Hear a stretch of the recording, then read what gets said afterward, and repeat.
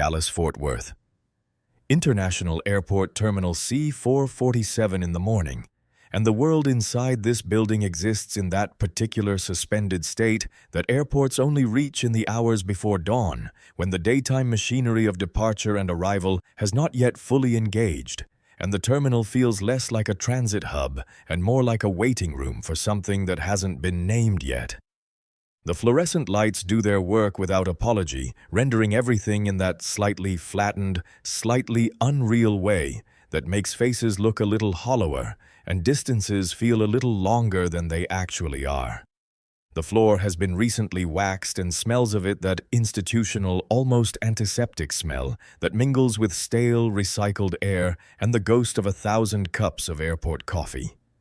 Somewhere in the direction of C12, a janitor's cart moves in irregular stops and starts its wheels making a low complaint against the polished floor. The PA system murmurs to itself about a Delta connection out of Concourse A that nobody at this gate is catching. Chief Petty Officer Marcus Holt is sitting at gate C19 with a green duffel bag between his boots and a paper coffee cup cooling in his right hand, and he has been sitting here for a little over 20 minutes, which is exactly as long as he has needed to sit here because Marcus Holt is the kind of man who arrives early and waits without complaint and uses waiting the way some people use meditation, not to empty the mind but to organize it. He is in his utility uniform, the fabric worn soft at the elbows from 12 years of exactly this kind of travel, and the warfare pin above his left breast pocket catches the fluorescent light when he shifts slightly on the bench, which he does rarely, and with the economical precision of a man who has learned that every unnecessary movement is a small expenditure of something that might be needed later. The rank insignia on his collar is clearly legible. The subdued patches on his sleeve tell a story to anyone who speaks the language. He does not look like a man who has anything to prove, because he is not a man who has anything to prove. And that particular quality of settled certainty shows up in the body in ways that are difficult to fake and impossible to perform on command. He is not sleeping. His eyes are open, and his gaze is directed toward the floor-to-ceiling windows at the far end of the gate, where the Texas dawn is beginning its slow, reluctant approach, bleeding a pale orange light along the edge of the horizon that hasn't yet committed to the day but is clearly considering it. A single cargo plane moves across the tarmac in the middle distance, its navigation lights blinking with the patient regularity of something that doesn't need to hurry. Marcus thinks about Aliyah. She will be at school by the time he lands. She is always at school by the time he lands, because deployments don't schedule themselves around elementary school pickup times, a fact that he and Aliyah have both learned to accommodate with the particular grace of people who love each other across distance and have gotten practiced at it. He has her class schedule memorized the way he memorizes operational details, completely without gaps in the correct order. Monday, Tuesday, Thursday, math first period, which she loves. Wednesday, Friday, reading, which she tolerates. He knows her teacher's name. He knows the name of her best friend this year, a girl named Priya, who apparently has very strong opinions about which books are worth finishing and which ones are not, a quality Marcus finds genuinely admirable in a 10-year-old. He thinks about the 34 days just behind him. Not the operational specifics which belong to a category of memory he keeps separately and accesses carefully, but the accumulated weight of them, the way you carry a deployment home, the way you carry a stone in your boot, forgetting it's there until the moment you finally sit down and feel its full presence all at once. He is sitting down now. He feels it. He thinks about Diane, and this is different from thinking about Aliyah, softer and harder. At the same time, the way grief is when it has had time to settle into the architecture of daily life. Diane would have had coffee waiting. She always had coffee waiting no matter what time the flight landed, no matter how long the delays, because she understood that what a man needs when he comes home from somewhere difficult is not the grand gesture, but the small one. The specific, ordinary proof that someone was here keeping the ordinary alive, holding the shape of home so it didn't collapse in his absence. He has replicated that ritual himself now. He keeps the coffee ready. It took him a year to start doing it again. He is 6 hours from Aliyah. He is sitting still. He is home enough in the way that a man can be home enough before he is actually home, which is a skill that the people who love service members learn to develop right alongside the ones doing the serving. Marcus becomes aware without turning his head that someone is watching him. Not the vague, ambient awareness of being in a public space, but the specific, focused attention of directed observation, the kind that registers in the peripheral vision and the back of the neck, simultaneously, the way it always has in every room he has ever sat in where the wrong kind of attention could matter. He does not turn. He lifts the coffee cup to his mouth and finds it has gone cold, and he sets it back down on the bench beside him, and he waits to see what the watching becomes. Officer Dale Pruitt pulls his Ford F-250 into the employee parking structure at DFW Terminal C at 3:48 in the morning, which is 12 minutes before his shift technically begins, and this is a point of genuine personal pride for him. Not the showy announcing kind of pride, but the quiet, self-confirming kind that a man develops over 19 years of showing up 12 minutes early and believing correctly that this makes him better at his job than people who show up on time. The thin blue line sticker on the rear window of the truck is faded slightly at the edges, which bothers him more than it probably should. He has been meaning to replace it. The youth football coaching badge on the dashboard Southlake Youth Athletic League. Head coach defensive line is newer. The laminate still sharp at the corners. Coaching his defensive line kids is the thing he talks about at dinner most nights. The thing that makes Linda smile the particular way she smiles when she thinks he's not watching her smile, which he always is. He takes the institutional coffee from the break room rather than the good stuff from the cart near the main entrance, and this is also a deliberate choice. Not because he can't afford the cart coffee, but because the break room coffee tastes like work, and Dale Pruitt likes the taste of work, has always liked it, and does not understand people who don't. He checks the overnight incident log at the desk sergeant's station, exchanges a few words with the overnight crew as they clock out Hendricks had a disorderly in B concourse around 2 a.m. Nothing serious, and Morris spent the last 3 hours babysitting a delayed international arrival. Also nothing serious. And then Dale takes his coffee and begins his terminal walk. 19 years. He knows every camera angle in Terminal C, the precise arc of coverage for each, housing the 2 blind spots near the service corridor doors that the airport authority keeps promising to address and never does. He knows every gate agent by first name, knows which ones will flag him down for a genuine concern and which ones flag him down because they're bored and want someone to talk to. He knows where the homeless population tends to shelter when it's cold, and he knows which of the overnight cleaning crew speak enough English to communicate with him directly and which ones he needs to reach through a supervisor. He is not a bad man.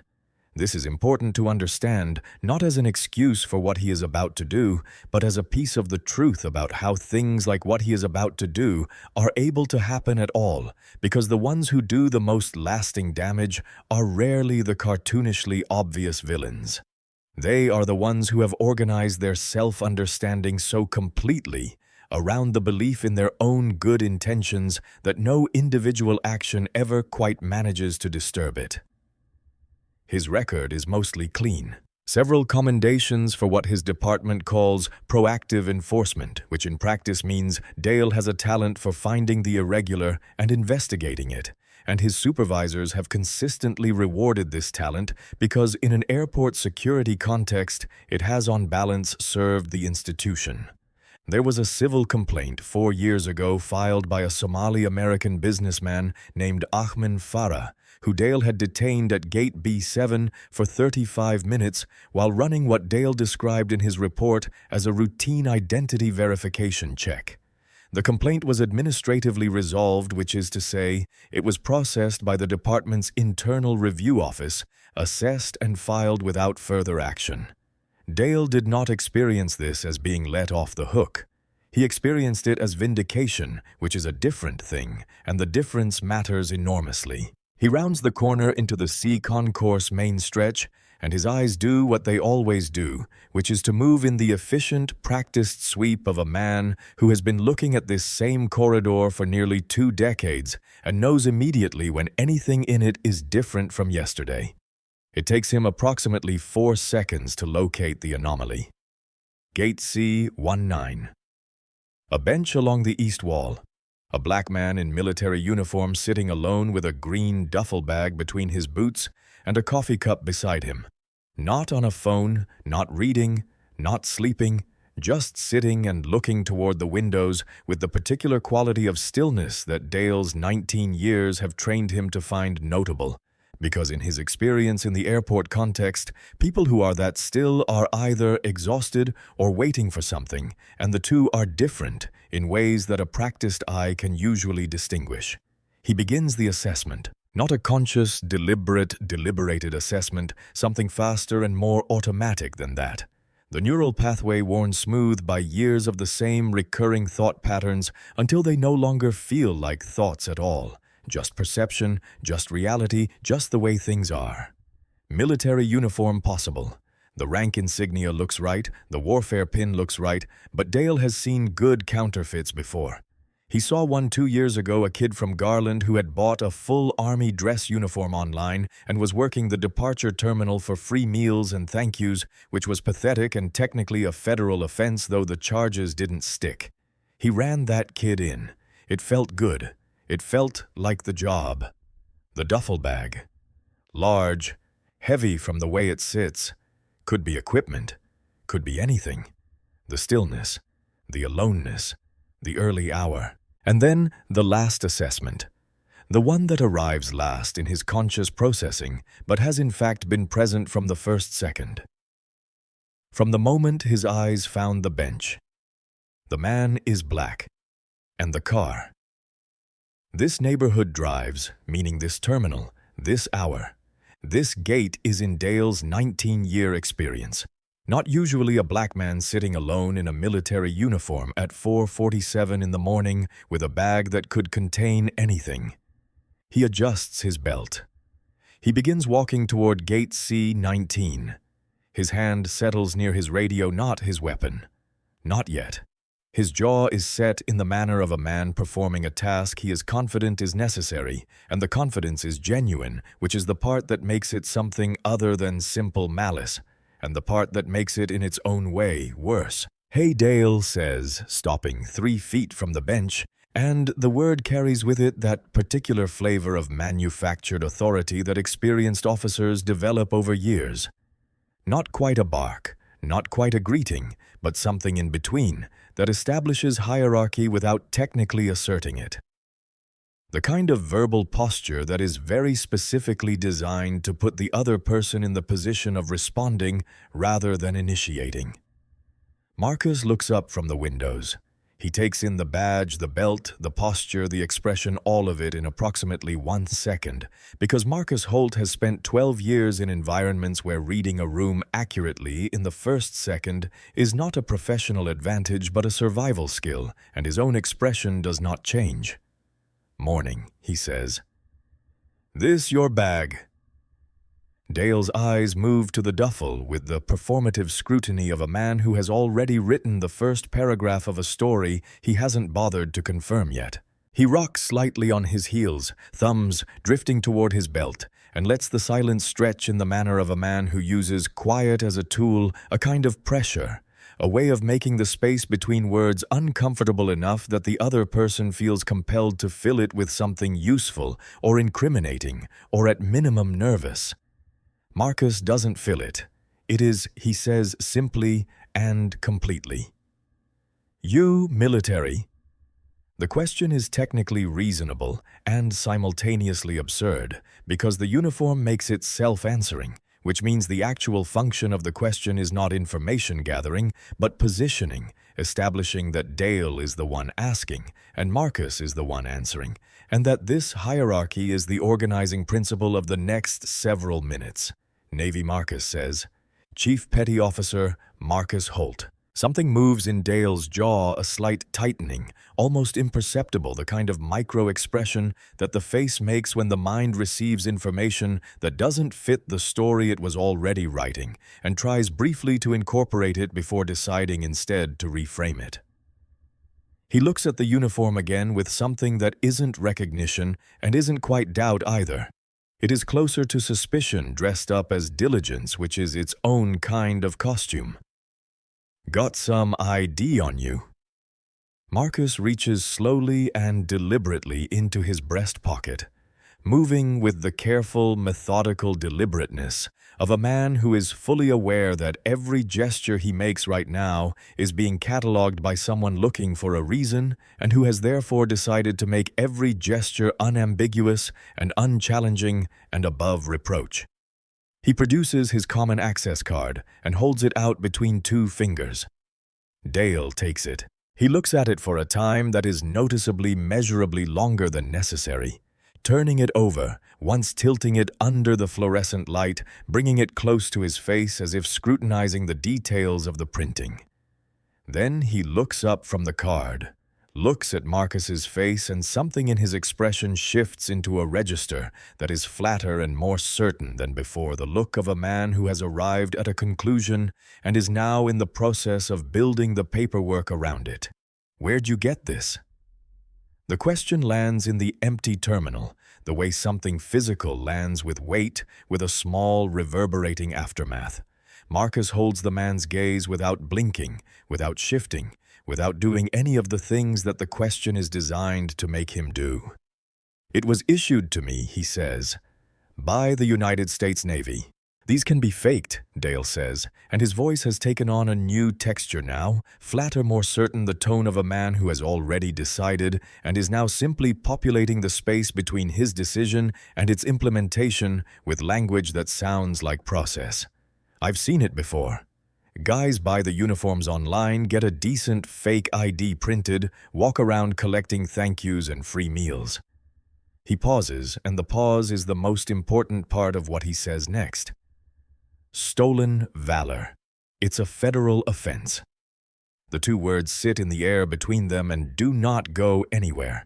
The fluorescent lights hum. The janitor's cart squeaks somewhere further down the concourse. A gate announcement murmurs for a flight neither of them is on.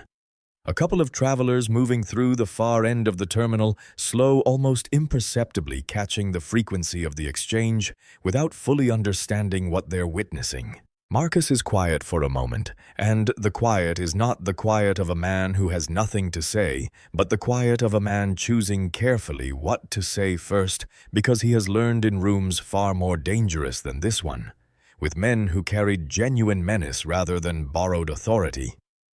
That the first word spoken after an accusation like that carries weight, that the subsequent words have to work twice as hard to carry, and he has learned to choose that first word with the care it deserves. "My orders are in the front pocket of that bag," he says, and his voice is level, unhurried, almost quiet. The kind of quiet that has nothing to do with submission and everything to do with the confidence of a man who knows exactly where he stands. "My deployment papers, my travel voucher, my military email on my phone. I can show you all of it right now. I'm going to need to search that bag." "That bag contains federal property," Marcus says, and his voice remains at the same level, the same pace, the same unhurried precision. "You don't have jurisdiction over federal military equipment." Something flickers across Dale's face. Not doubt, not hesitation, but irritation, the specific irritation of a man whose authority is being navigated around rather than surrendered to, which is a different thing entirely, and feels different on the receiving end because surrender is satisfying and navigation is not. He takes a step closer, and his posture shifts in the way that a man's posture shifts when he wants his physical size to make an argument that his words haven't managed to close. "I have jurisdiction over this entire terminal," he says. "And right now, I have reasonable suspicion that this ID is fraudulent and that uniform isn't yours. So I'm going to need you to stand up and come with me. I'm not going to do that." Marcus says it the way he would report a compass bearing or a wind speed factually, without embellishment, without the performance of either defiance or apology, because neither is accurate, and accuracy is the standard he holds himself to, even in this, even here, even now. He says it the way a man states a coordinate. Information delivered without emotion, because emotion would only complicate the accuracy of it. "Excuse me." Dale's face shifts. "I've presented valid military identification," Marcus says patiently, as if he is explaining something that is both very simple and very important. "I've offered to show you my orders and my travel documentation. I have not given you probable cause, and you do not have authority over federal military personnel or property traveling under official orders." He pauses. "I'm not going to stand up." For a moment, Dale stares at him, and in that moment something happens behind his eyes, the last thin pretense of procedural legitimacy quietly folding itself up and stepping aside to make room for something rawer and considerably less professional. The place where a man goes when he has run out of arguments and has not yet arrived at the understanding that running out of arguments is a signal to stop rather than to escalate. His hand moves from his belt to his radio and then back again. He looks around the terminal, once a quick, almost involuntary survey of the audience, and then he unclips the handcuffs from his belt. "Last chance," Dale says. Marcus looks at the handcuffs. Then he looks back up at Dale Pruitt, and his expression is something that the word fear doesn't come close to touching, and that the word anger doesn't reach either. It is something closer to sorrow. The particular exhausted sorrow of a man who has given 12 years and 4 deployments and a Bronze Star to a country, and is now sitting in one of that country's airports, being told without a single word of it being said aloud exactly what that country thinks of him when the uniform isn't enough, when the card isn't enough, when being correct isn't enough. He stands up slowly. He puts his hands out. He says nothing because there is nothing useful left to say, and because somewhere in the disciplined, tactical part of his mind that never fully goes offline even in airport terminals in the pre-dawn hours, he already knows with a calm and settled certainty that this is not over. Dale moves fast the way men move when they want the physical act to outpace any further argument. He grabs Marcus's left wrist, spins him toward the bench with more force than the situation requires, and snaps the first cuff on with the practiced efficiency of someone who has done this hundreds of times and who on some level enjoys the finality of the sound it makes. The metal is cold. The click is loud in the quiet terminal. Dale threads the chain through the steel armrest of the bench and locks the second cuff around Marcus's right wrist, leaving him seated, arms pulled slightly forward, tethered to the furniture like something that needed to be contained. Marcus sits with his spine straight and his chin level, and he does not wince, and he does not pull against the restraints, and he does not say a single word. This is the part that nobody outside the teams ever fully understands. Not the physical training, not the weapons proficiency, not the capacity to function at a high operational level, on no sleep and inadequate food in environments that would reduce most human beings to their most basic and least functional versions of themselves. The part nobody understands is the ability to sit perfectly still inside a humiliating situation and not let a single cell of your body betray the storm underneath. Marcus has been trained to withstand interrogation. He has sat in simulated captivity during SERE training and experienced conditions designed to break a man's composure and degrade his sense of self, and he has come out the other side of those experiences with his bearing intact, which is what the training is for. A pair of handcuffs in a Dallas airport, applied by a man whose entire 19-year career has never once intersected with anything genuinely dangerous, is not going to be the thing that breaks what 12 years of service and 4 deployments and the grief of raising a daughter alone built in him. But that doesn't mean he doesn't feel it. He feels the cold metal against his wrists, the slight pull of the chain when he breathes, the way his range of motion has been reduced to approximately 18 inches in any direction. He feels the eyes of the handful of travelers who have slowed in the concourse and are now standing at a cautious distance, Not a mob, not a confrontation, just the gravitational accumulation of people who have recognized that something wrong is happening and found themselves unable to simply walk past it the way a splinter in your sock makes you stop walking even when you're in a hurry. He feels the weight of being a black man in a uniform that is supposed to mean something, sitting handcuffed to an airport bench while a white officer stands over him with his chest out and his radio in his hand, performing competence for an audience that did not ask for the show. He thinks about Aaliyah. He thinks about the conversation he has been building in the back of his mind for the last several years, not a conversation they have had yet, but one he has been preparing for the way you prepare for something you know is coming, even when you don't know exactly when or in what form. How do you explain to a 10-year-old girl who has grown up watching her father put on a uniform and leave for months at a time and come back decorated, what it means that the uniform is not always enough? How do you give her the full truth without taking something from her that she hasn't yet had the chance to fully possess? He does not have a complete answer. He has been working on one. He thinks about Diane, who would have been furious, not the hot, reactive kind of furious that burns bright and fast and dissipates, but the cold, strategic kind, the fury of a woman who knew how to convert anger into action and action into outcome, who would have had three things happening simultaneously before Dale Pruitt had finished snapping the second cuff shut. He misses her practicality as much as he misses anything else about her which is saying something. He thinks about the men on his team somewhere in this terminal, somewhere in this airport, maybe already at the gate for the connecting flight to their home base, and what they would see if they walked through this concourse right now. He files that thought away and returns to stillness. At the edge of the scene, a gate agent has appeared, a young woman in a blue airline blazer, her name tag reading Wendy. Her face caught between concern and the professional instinct to stay in her lane. She looks between Marcus and Dale with the wide, uncertain eyes of someone who knows she's witnessing something wrong but doesn't have a clear script for what to do about it in her role as a gate agent in a domestic terminal at 5 in the morning. She takes a half step forward, then stops. Takes it again. Is everything? Is there something I can help with? She asks, directing the question at approximately the midpoint between them. Terminal security matter, Dale says without looking at her. Keep the gate area clear. She doesn't move. She looks at Marcus, and Marcus meets her eyes briefly, just long enough to give her the smallest and most deliberate nod.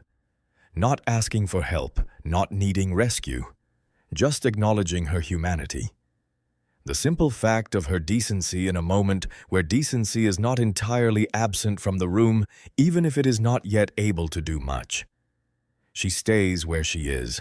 The small crowd in the concourse has grown in the quiet, accumulating way of early morning airport crowds, not dramatic, not a scene. Just more people who have noticed and stopped. The older white man in a business suit who has been standing with his carry-on handle gripped tight and his jaw set hard for the last several minutes has not moved, and his expression, equal parts disbelief and fury, has also not changed. A black woman in scrubs has stopped completely. Her coffee cup held forgotten at her side, her eyes moving between the handcuffs and the officer with the quiet, focused attention of someone who is cataloging everything she sees because she understands instinctively that it might matter later. A man in a pilot's uniform has stopped mid-stride. Two phones are out, not raised for social media, but held low, recording with the careful instinct of people who have witnessed enough of the world to know that documentation is a form of protection. Dale is on his radio now, his voice carrying the inflated certainty of a man narrating his own heroism to an audience of one. Dispatch. This is Pruitt at Gate C-19. I've got a possible stolen valor situation, subject detained requesting a secondary unit for property search and processing. He glances down at Marcus as he says this, and there is something in that glance, a small, satisfied flicker, almost imperceptible. The private expression of a man who believes he is winning. That tells Marcus everything about Dale Pruitt. that Dale Pruitt would never say in words. Marcus breathes in slowly, breathes out. He has done harder things than wait. He has sat in worse places than this with worse things hanging over him and found the stillness on the other side of the fear and stayed there until it was over. Somewhere down the concourse, past the cluster of onlookers, past Wendy who has not moved from her spot at the edge of the gate, past the older man in the business suit who still hasn't unclenched his jaw, a set of doors opens with a pressurized hiss that is distinct and recognizable. Even from this distance, the exhalation of a heavy mechanized door releasing into a pressurized corridor. And then come the footsteps. Not one set, not two, and not the random, irregular rhythm of civilian foot traffic, but something with a different quality entirely. A collective, unhurried weight, the particular cadence of men moving together with a purpose that doesn't need to announce itself, because it is simply self-evident to anyone whose ears have learned to hear the difference. Many footsteps, getting closer. Lieutenant Commander Raymond Cole comes through the gate doors at C-17, the way he comes through every door first without making a production of it mid-sentence, and turns slightly toward the man on his left, because there is always something worth saying. And Raymond Cole has never been a man who saved his words for appropriate moments, preferring instead to distribute them continuously and let the moments sort themselves out. He is tall and broad across the chest, with close-cropped silver at his temples that arrived early in his 30s and settled in permanently with the resolute confidence of a house guest who knows he's welcome, and there is a quality to his physical presence that has nothing to do with size and everything to do with what 26 years of service has done to the way a man occupies space, a kind of settled, immovable gravity that makes rooms without fully understanding why orient themselves around him. His uniform carries the quiet authority of a man who has never once in his life needed it to speak for him, because he has always been more than capable of doing that himself. He is talking to Senior Chief Darius Webb, who is walking on his left with the compact, coiled stillness of a man from Macon, Georgia, who grew up learning that the most dangerous thing in a room was usually also the quietest thing in a room, and who has spent 22 years in the teams proving this true about himself in environments that would have done the job for him if he'd given them the chance. Webb has the particular quality of a man who notices everything and volunteers nothing, and is therefore the most useful person to have in your corner when everything goes sideways, because sideways is not a situation that requires commentary. It requires the thing Webb always has, which is the perfect, precise read of exactly what is actually happening. Cole's eyes do what they have done for 26 years in every room he enters and every corridor he walks, the automatic, habitual, never fully switched off threat assessment sweep that survived every homecoming and every vacation and every family dinner and every airport transit, and has become so deeply embedded in his neurological routine that he no longer notices he's doing it until it finds something which it now does. He stops walking. Not dramatically, not with alarm, not with any of the visible telegraphed responses that might alert whatever he is looking at that he has seen it. He simply stops the way a sophisticated targeting system stops when it acquires what it was looking for with the specific, absolute, unambiguous quality of attention that is the opposite of casual and the opposite of alarmed, and is instead something in between that has its own name in the vocabulary of men who do what Cole does, which is locked. Gate C-19. East wall bench. Green duffel on the floor. Utility uniform. Warfare pin. And Marcus Holt's wrists connected by a short steel chain to the armrest of a terminal bench, while an airport security officer stands over him with a puffed chest and a radio in his hand, radiating the specific, misguided triumph of a man who believes he has accomplished something. Webb stops half a step later, his own eyes following Cole's sightline, and goes very still in a way that is entirely different from his usual stillness. This is not the resting stillness of a man at ease, but the loaded stillness of a man who has just absorbed something and is now calculating the appropriate response with the speed and precision of someone for whom calculation has never been slow. Webb says quietly without any theatrical inflection whatsoever. Oh, that man has no idea. Cole is already moving, and the particular quality of his movement is worth describing because it is not urgency, it is not the accelerated adrenaline-driven motion of a man reacting. It is something more purposeful and therefore more intimidating than urgency. The kind of walk that happens when a man with 26 years of understanding exactly how situations escalate decides that a situation is not going to escalate on his watch and moves accordingly. The kind of walk that parts crowds not through aggression but through the sheer undeniable communication of intent. Webb falls in beside him and behind them, without a word, without a signal, without anything as crude as an announcement to Petty Officer First Class Jerome Calloway, who is from Detroit, and has hands the size and density of sledgehammers and eyes that miss nothing from a long distance. Petty Officer Second Class Rafael Moreno, the team's breacher, who has the focused intensity of a man who has blown through more doors than he can accurately count, and knows to within a high degree of precision exactly how much force is required for any given situation. And Chief Petty Officer Aaron Sellers, the team's senior medic from Nashville, who has a gift for registering details that other people process as background noise, and turning those details into information. All of them register the shift in Cole's movement and adjust without a word being exchanged, because this is what it means to operate together long enough that the communication drops below language into something more fundamental and more reliable. Marcus hears them before he sees them. He is not listening for footsteps. Specifically, he is not listening for anything specific, because the discipline of waiting without anticipating is something SERE training installed in him at a level below conscious thought. But the quality of what he hears registers before it translates into anything as concrete as recognition. Not the number of footsteps, but the character of them, the particular collective unhurried weight of men who move with shared purpose and don't need to perform it.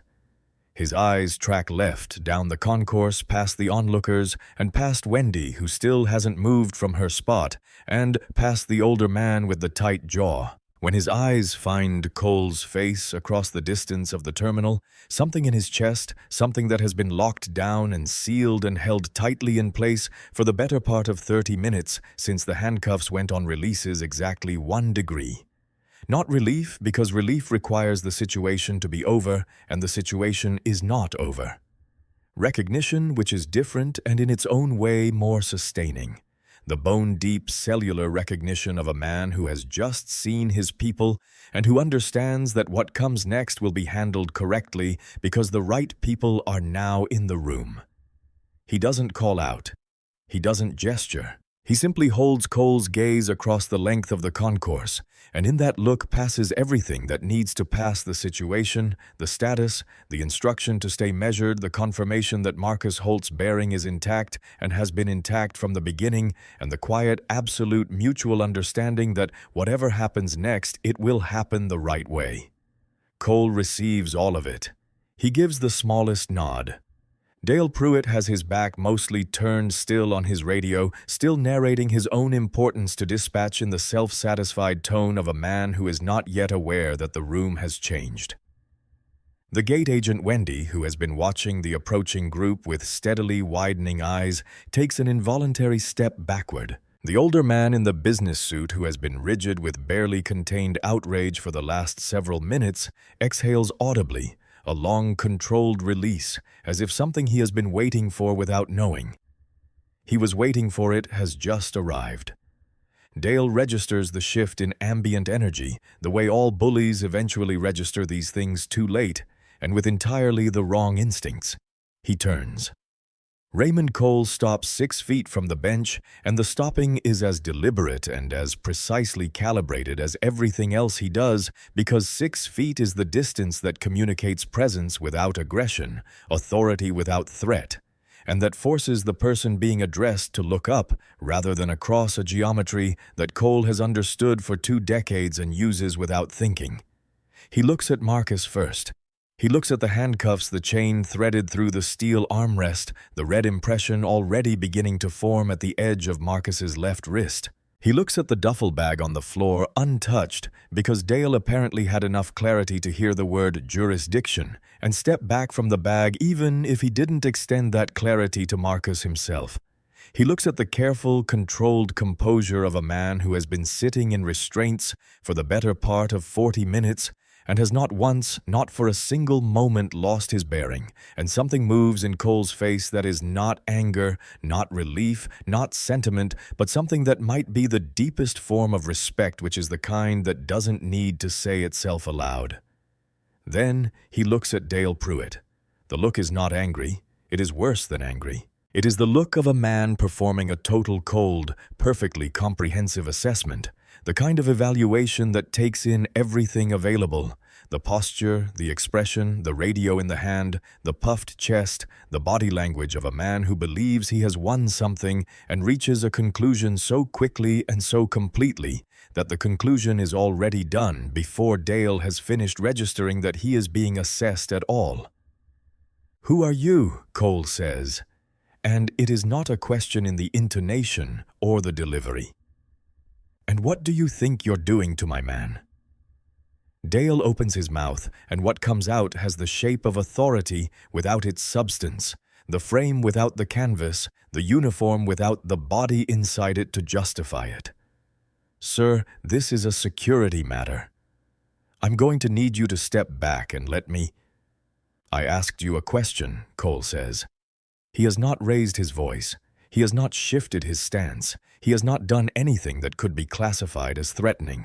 What he has done is fill the air between them with the particular quality of a man who has spent 2.5 decades giving orders in environments where the wrong order meant body bags, and whose vocal cords have absorbed that history into their default register so completely that it is now simply the way he sounds.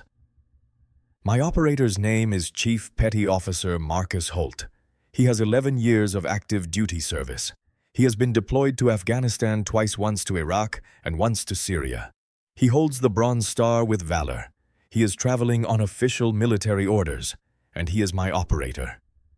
The last 3 words are not loud.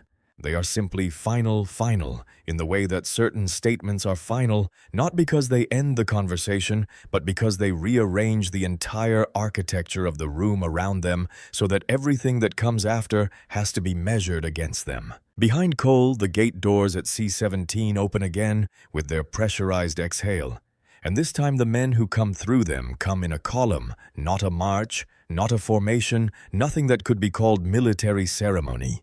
Just men moving through a door with a shared understanding of what is on the other side of it and what it requires. 8 of them first, then 4 more behind them, then 3 more after that, still pulling gear, still rolling shoulders loose from the transport, still carrying the particular physical density of men who have spent the last month doing things that the fluorescent lighting of DFW Terminal C has no adequate framework to comprehend. They are different sizes, different faces, different backgrounds, a fact that registers if you're looking as a specific kind of refutation of a certain kind of thinking, and they move with the same collective, unhurried gravity, like water finding its shape in whatever vessel it enters, which in this case is the space around Gate C-19. When the lead group sees Cole stopped at the bench, sees Webb's posture, sees the handcuffs on Marcus Holt's wrists, the column does not accelerate into alarm. It does not react. It simply orients the way a single organism orients when it has identified the location of a problem and begins to fill the available space with a quiet geometric precision that transforms the gate area from a public terminal into something else entirely. Webb moves to Marcus's left natural wordless, placing his body between the bench and the open concourse with the efficiency of a man who has spent years making exactly this kind of placement in exactly this kind of situation. Calloway moves to the right, his large frame settling into a stillness that is somehow more imposing than movement has any right to be. Moreno and Sellers close the rear angle. The rest of the platoon fills the remaining space. They do not form a line. They form a perimeter.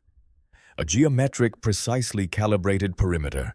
the kind that is not assembled through instruction, but through the shared, ingrained understanding of men who have formed perimeters in places that actually mattered, who know what a perimeter does and how to hold it, and who have brought the full weight of that knowledge to a Dallas airport terminal at 5 in the morning, because one of their brothers is sitting handcuffed to a bench.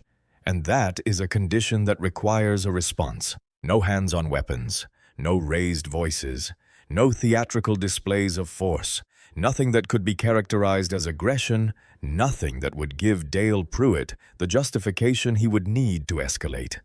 Just presence. Sheer, overwhelming, geometrically precise presence. 15 operators in utility uniforms leaving Officer Dale Pruitt exactly one place to be, the center of a circle. He did not consent to enter and cannot exit without walking through men who have been trained to hold ground in conditions that would have ended him. Dale turns once slowly and looks at the faces around him, and the faces offer him several different things. Some watch him with open, measured contempt, not rage, not drama, just the clean, unembellished contempt of men who have seen what real threat looks like and have calibrated their reactions accordingly, and who find this situation in that context unimpressive in a specific way that is not at all reassuring. Some watch with the blank professional neutrality of men who have learned to keep their expressions clean in operational environments because an expression is information and information should be controlled. One or two are looking at Marcus with the particular quiet fury of brothers who arrived too late to prevent something and are now doing the precise arithmetic of what comes next, and that arithmetic is not in Dale's favor. None of them say a word. The silence is enormous in the way that the silence of many people who have chosen not to speak is always more enormous than the silence of an empty room, because it contains the weight of the choice.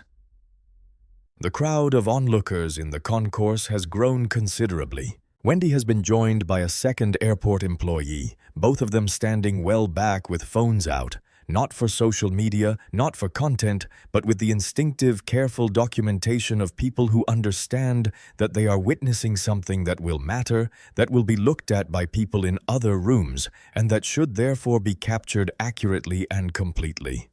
The older man in the business suit has not moved from his spot in 30 minutes. The woman in scrubs has been joined by the pilot who is watching Cole with the expression of a man who has served in some capacity and recognizes what he is looking at. Dale's radio crackles. He doesn't answer it.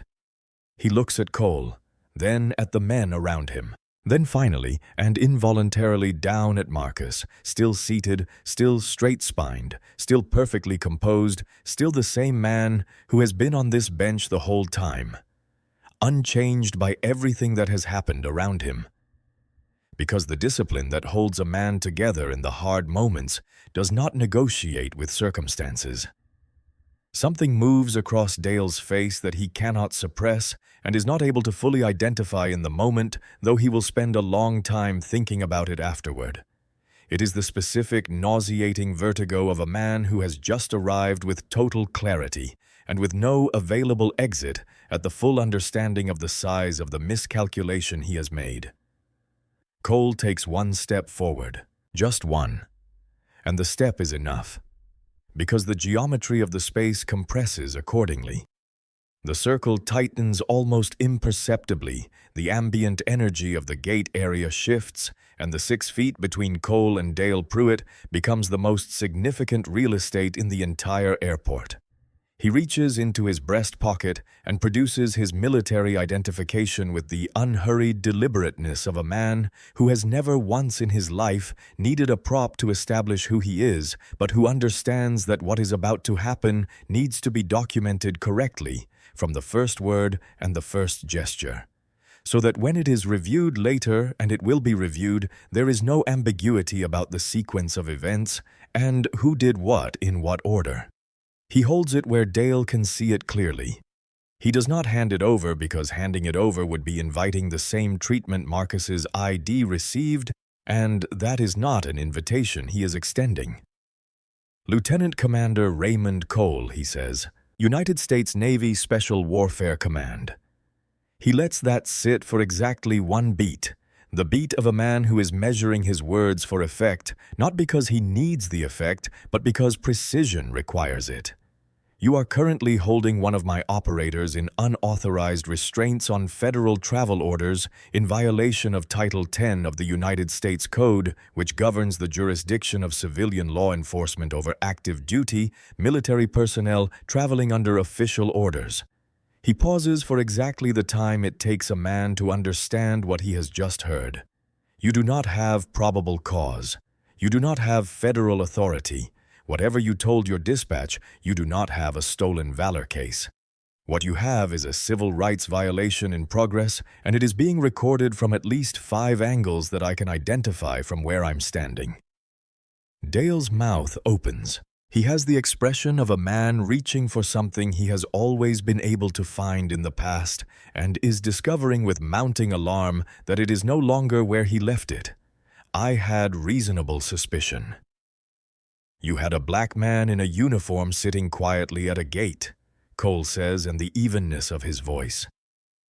The absolute unvarying metronomic evenness of it makes the sentence hit with a force that no raised tone could have achieved, because the evenness is what makes it inarguable, makes it the kind of statement that hangs in the air and doesn't dissipate.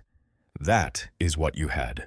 And I want you to be very precise with yourself right now in this moment about whether what you did next was driven by reasonable suspicion or by something else entirely. The silence that follows has weight and texture and temperature, and Dale stands inside it with the expression of a man who is, for the first time in 19 years, unable to locate the correct procedural response to the situation he is in.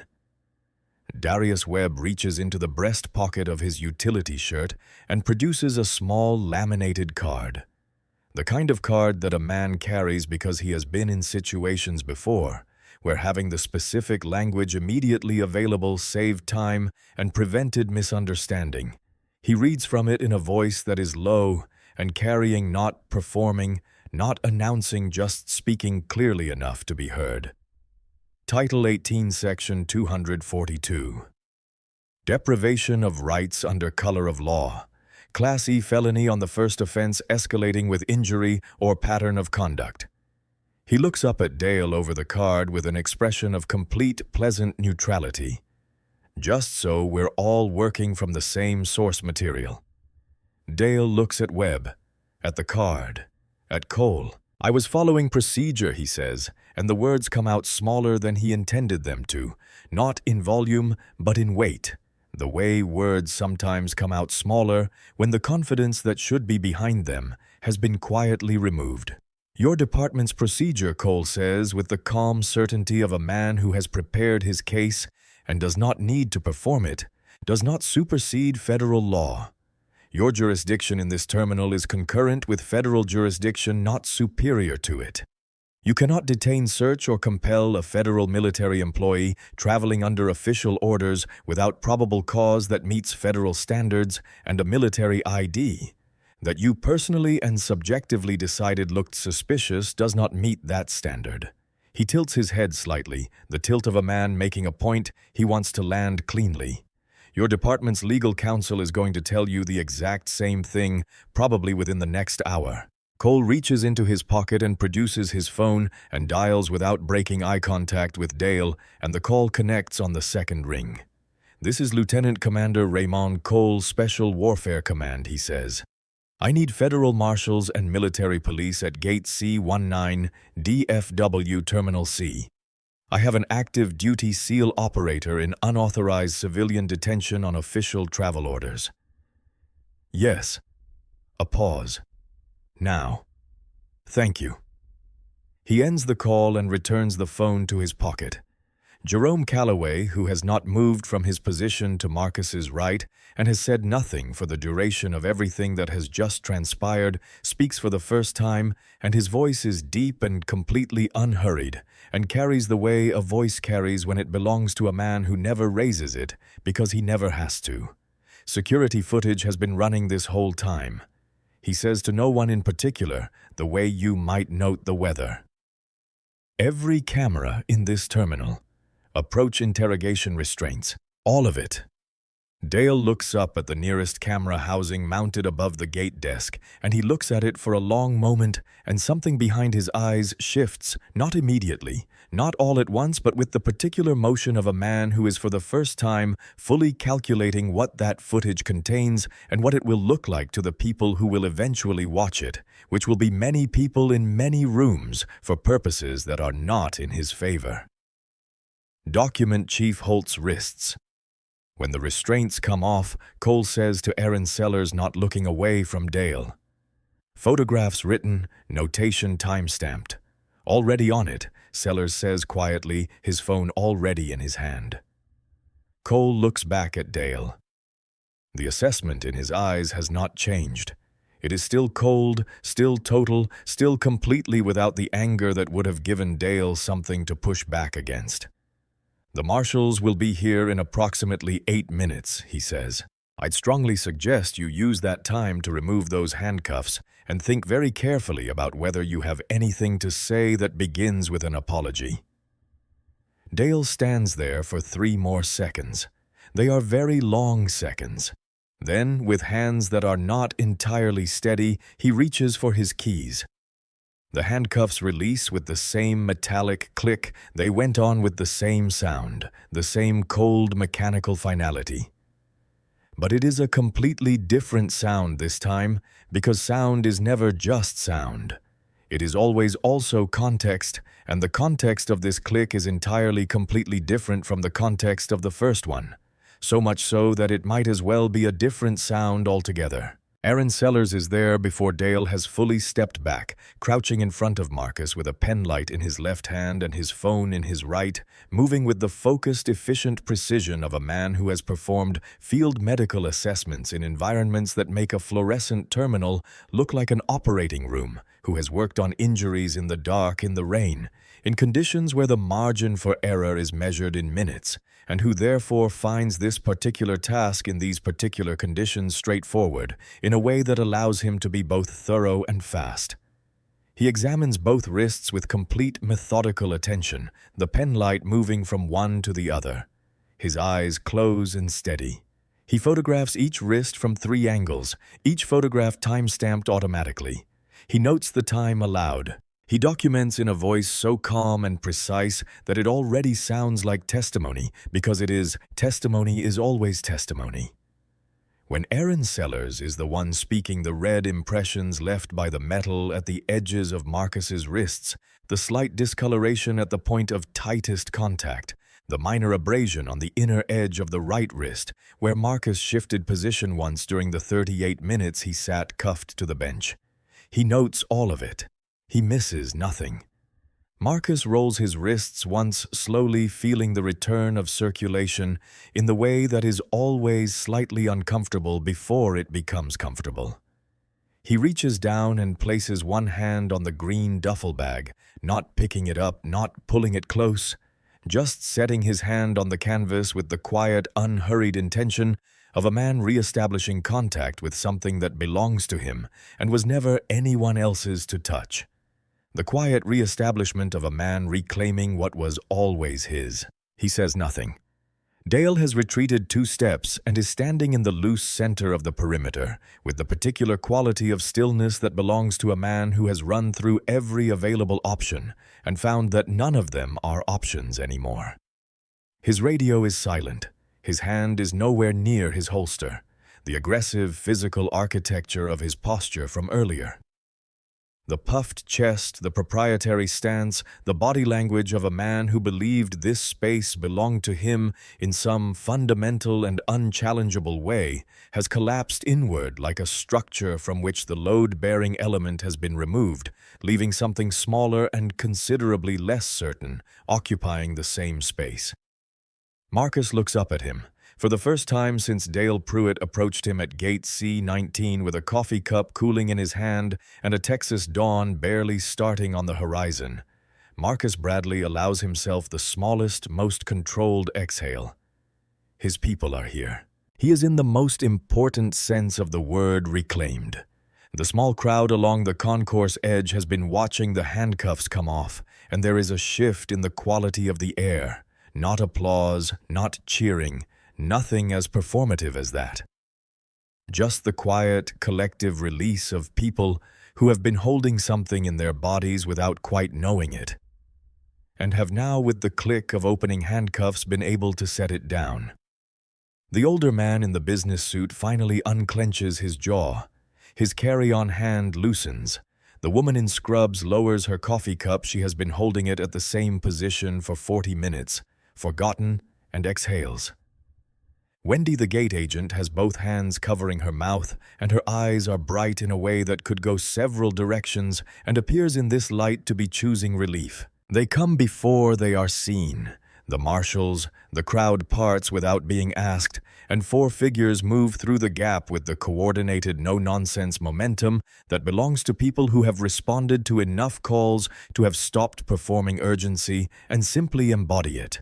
Two federal marshals in plain clothes, badges on their belts, moving with the compact efficiency of people who have assessed the situation from across the terminal and are not surprised by anything they are walking into.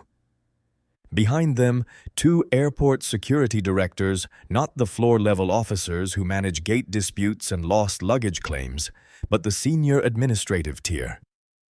The men whose names are on the liability paperwork, whose offices have windows, whose phones have been ringing for the last several minutes, with calls that they did not enjoy receiving. Federal Marshal Sandra Pruitt, lean 44, with the expression of a woman who has been doing this long enough to have a very clear internal taxonomy of the situation she walks into, and to know within about 3 seconds which category the current one belongs to, takes in the scene in approximately that long. The platoon perimeter. The bench. Marcus seated with Sellers beside him. Cole standing in front of Dale. The crowd. The cameras. The expression on Dale Pruitt's face. Her own expression settles into the focused, neutral efficiency of someone who has already begun building the case file in her head and is now simply gathering the details to populate it. She looks at Cole. He looks at her. She brings her hand up in a crisp, clean salute. Her partner does the same. Behind her, after the beat of men recalibrating their understanding of exactly what they have walked into, both airport security directors straighten and follow suit. Cole returns the salute with the economy of a man for whom the gesture is pure reflex. Around him, several of the senior operators come to attention without being asked, the automatic collective response of men for whom it is simply the correct thing to do when a certain kind of moment presents itself. Dale watches all of it. His face has gone the color of old concrete. Pruitt walks past him without acknowledgement, not pointedly, not as a statement, simply in the manner of a professional who has identified the relevant parties in a scene and is moving toward them in order of relevance, and stops in front of Marcus. "Chief Petty Officer Holt," she says. "I'm Federal Marshal Sandra Pruitt. Are you injured?" "No, ma'am," Marcus says. "Do you require medical attention?" "No, ma'am." She nods once, and then turns and looks at Dale for the first time since entering the gate area, with the look that professionals give to problems, not contempt, not satisfaction, not anything that wastes emotional energy, just the clean administrative clarity of someone identifying what needs to be processed and in what order. "Officer Pruitt," she says. "Badge and weapon, please." The senior airport security director, a heavy-set man named Garrett, who has been in his position for 11 years and has never in those 11 years had a morning anything like this one, steps forward before Dale has had a chance to respond. His voice is tight, controlled, the voice of institutional damage management in real time. "Officer Pruitt, you are hereby suspended pending federal review. Please comply immediately." Dale looks at Garrett. At Pruitt. At the circle of men around him, their faces, their stillness, the absolute and total absence in every one of those faces of anything that could be called doubt. And something in him arrives finally, and without any remaining resistance, at the full understanding of where he is and how he got here, and what it means, and what it is going to continue to mean for a very long time. He unclips his badge with one hand and his weapon with the other. He holds them out. His hands are steady, and this is somehow the most significant detail of the entire morning, the steadiness of a man who has moved past the point where trembling is available to him, into the place beyond it, where there is only the cold, clear air of consequence. Pruitt takes both. She hands the weapon to her partner and the badge to Garrett, who receives it with the expression of a man holding something that has just cost him significantly more than its weight in metal. The second marshal moves behind Dale. The handcuffs go on, the same sound, the same cold metal, the same click. Marcus watches it happen from the bench, his duffel at his feet, his wrists free. His bearing exactly what it has been from the beginning of this morning, straight, quiet, and completely intact. He does not smile. He does not look away. Some things deserve to be witnessed, and he is here to witness this one. 72 hours after Gate C. 19. The world knows what happened, and it knows because of 4 minutes and 17 seconds of footage captured on a phone by a man named Gerald Whitfield. 61 years old, a retired public school administrator from Shreveport, who was passing through DFW on his way to see his grandchildren in Phoenix, who held his phone low and steady for the entire duration, and who, when asked later by a journalist why he recorded it, said simply, "Because I've seen things like that my whole life, and nobody ever had a record of it. I had a phone. I used it. The footage is everywhere. It is on every major news platform.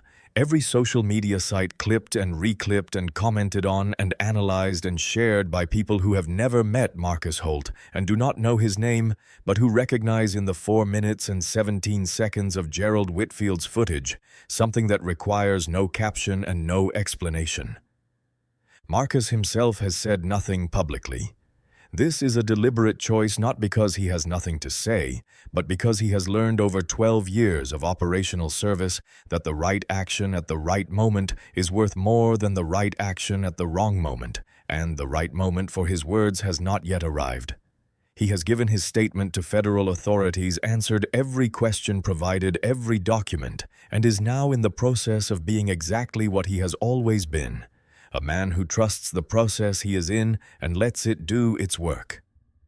What the 17 airport security cameras captured in aggregate is not a complicated story. It is in fact a very simple story, which is part of why it is so difficult to argue with. The cameras captured Dale Pruitt walking toward Gate C-19 before any interaction had occurred, before any behavior had been observed, before Marcus Holt had done anything except sit on a bench with a duffel bag between his boots and a coffee cup beside him. The cameras captured the ID exchange, the excessive examination, the tilting, the turning, the looking, and then, most significantly, they captured the precise moment when Dale looked up from the card, looked at Marcus's face, and made his decision. The cameras show in time-stamped high-definition clarity that this decision was made not before he looked at the ID, but after he confirmed it, which is a sequence of events that does not support the story Dale's department has provided in its official statement, which describes a routine security matter handled according to established protocol. The department's statement was written by a lawyer and says nothing that can be directly contradicted by a single sentence and everything that can be directly contradicted by 17 camera angles. It is in the fullest sense the statement of an institution in the early stages of understanding what has just happened to it. Dale is on paid administrative suspension. He has been told by his union representative to say nothing, to let the process work, to trust that the department will protect its own the way it always has. For the first 48 hours of his suspension, Dale believes this assessment. He has been through departmental reviews. The civil complaint from 4 years ago disappeared into an administrative filing system and was never heard from again. He has friends in the right places, colleagues who understand how these things work and know how to make sure they work correctly, by which he means in his favor. But this is different, and the difference is the footage, and the footage is everywhere.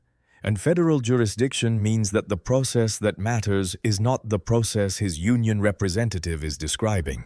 It is a different process, one that his department's internal review office does not run and cannot slow down and cannot root through the people who owe him something. At the kitchen table on the second evening of his suspension, Linda watches the footage. She watches it on her laptop alone, while Dale is in the other room watching a football game with a volume that is louder than it needs to be. She watches it once, and then she watches it again, and she is very still, while she watches it in the way that Linda Pruitt has always been still. When she is thinking about something important, it is a quality of stillness that Dale has always misread as agreement, and that is in fact something much more deliberate and much more specific than that. When Dale comes into the kitchen for water, she looks up at him. The look lasts approximately 3 seconds and contains nothing hostile and nothing warm, and nothing that could be categorized as anything as simple as judgment. It is the look of a woman trying to reconcile two things that do not reconcile, trying to fit together the man she has lived with for 22 years and the man on the screen, and finding that the fit is imperfect in ways that she cannot, looking at him, resolve. Dale starts to explain. He has an explanation ready. It is the same explanation he has been giving himself about protocol and reasonable suspicion and the precedent of the Garland stolen valor case and the way things look in the early morning in a terminal when you've been doing this for 19 years and your instincts have been right more often than not. Linda says, "I know what I saw," and goes to bed. The investigation is conducted by the Department of Justice Civil Rights Division in coordination with the U.S. Navy Judge Advocate General's Office, and it moves with a speed that Dale's attorney, a man named Harold Cross, who has spent 17 years defending law enforcement officers in disciplinary proceedings, has never quite seen before in a federal civil rights case, and finds upon reflection to be a precise measurement of the strength of what the prosecution is working with. The evidence file assembles with a thoroughness and efficiency that has its own logic, the logic of a case that is not being built so much as documented, because the evidence is not something that needs to be constructed or argued into existence. It simply needs to be gathered and organized and presented, which federal investigators do with the particular focus of people who have been handed an unusually clear set of facts and have no intention of cluttering them up. 17 camera angles, all time-stamped and unedited, covering every moment from Dale's initial approach to the removal of the handcuffs.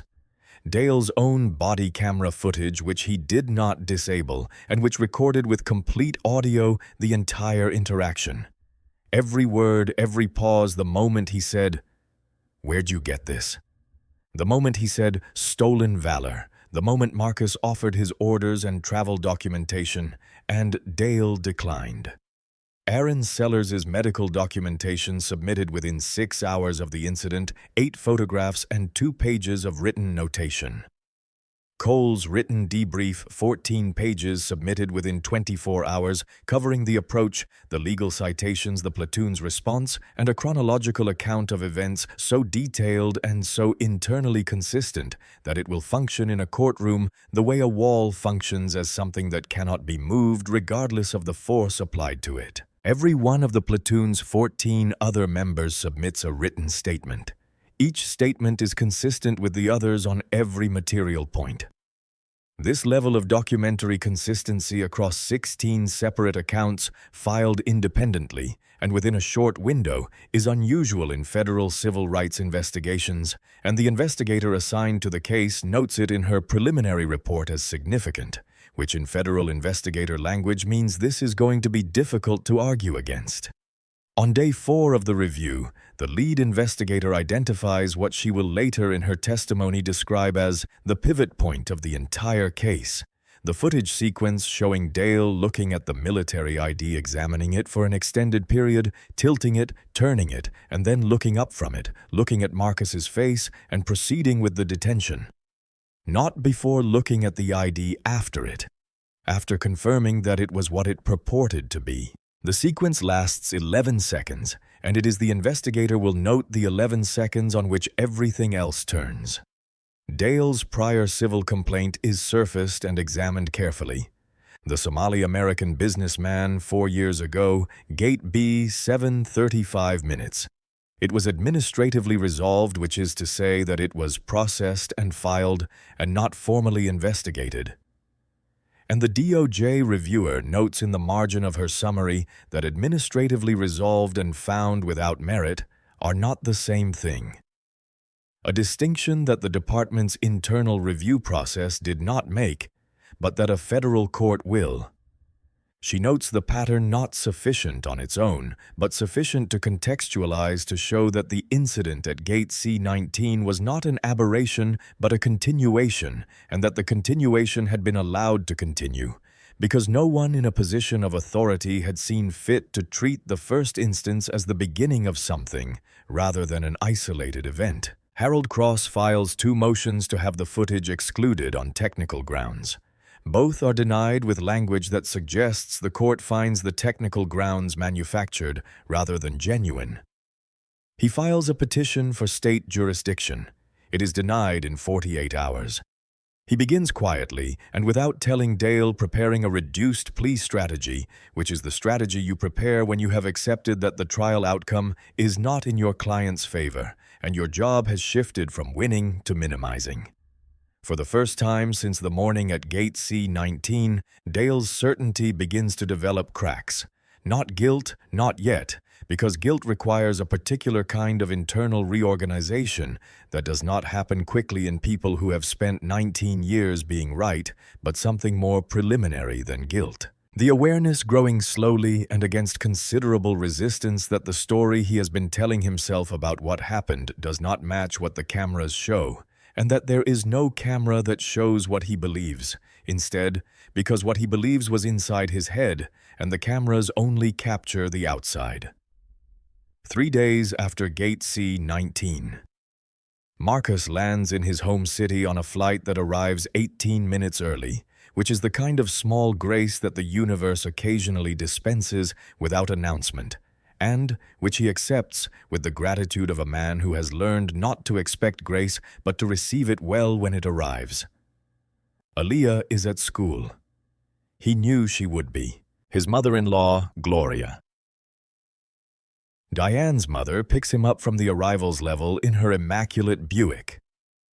Gloria is 68 years old, was born in Birmingham, Alabama, raised 3 children, buried a husband at 52 and a daughter at 39. And is still standing with a straightness of spine that has nothing to do with posture and everything to do with the particular unbreakable substance of a woman who has refused through accumulating decades of things that would break lesser people to be broken. And she watches him put his duffel in the trunk and get into the passenger seat without saying anything, which with Gloria means she is thinking about what to say first. They clear the terminal structure and merge onto the access road, and the airport slides behind them, and Gloria says, "You're all right?" Not a question about his wrists, not a question about the footage, not a question about the federal proceedings or the media attention or any of the external dimensions of what happened. A question about the interior of him, the specific practice-loving inquiry of a woman who has been asking her son-in-law some version of this question for 15 years and knows the difference between the answer that is for public consumption and the one that is actually true. "I'm all right," Marcus says, and means it mostly.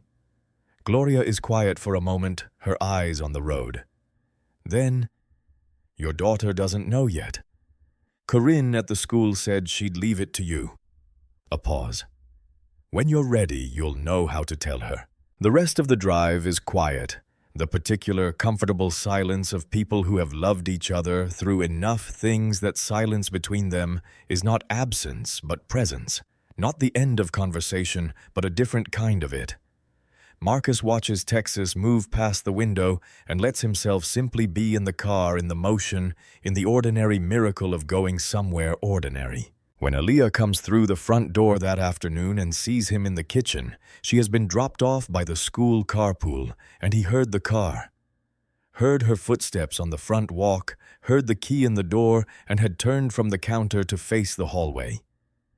By the time she cleared the threshold, she crosses the distance between the door and the kitchen in approximately 3 running steps, and he catches her with both arms and holds her with an intensity that she is 10 years old and cannot fully parse, but accepts without question because her father is home, and that is the only fact that matters.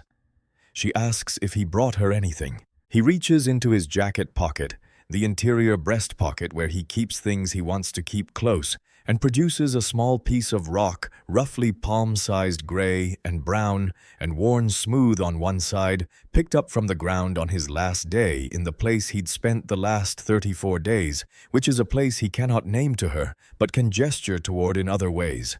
It traveled 6,000 miles, he tells her, to get here.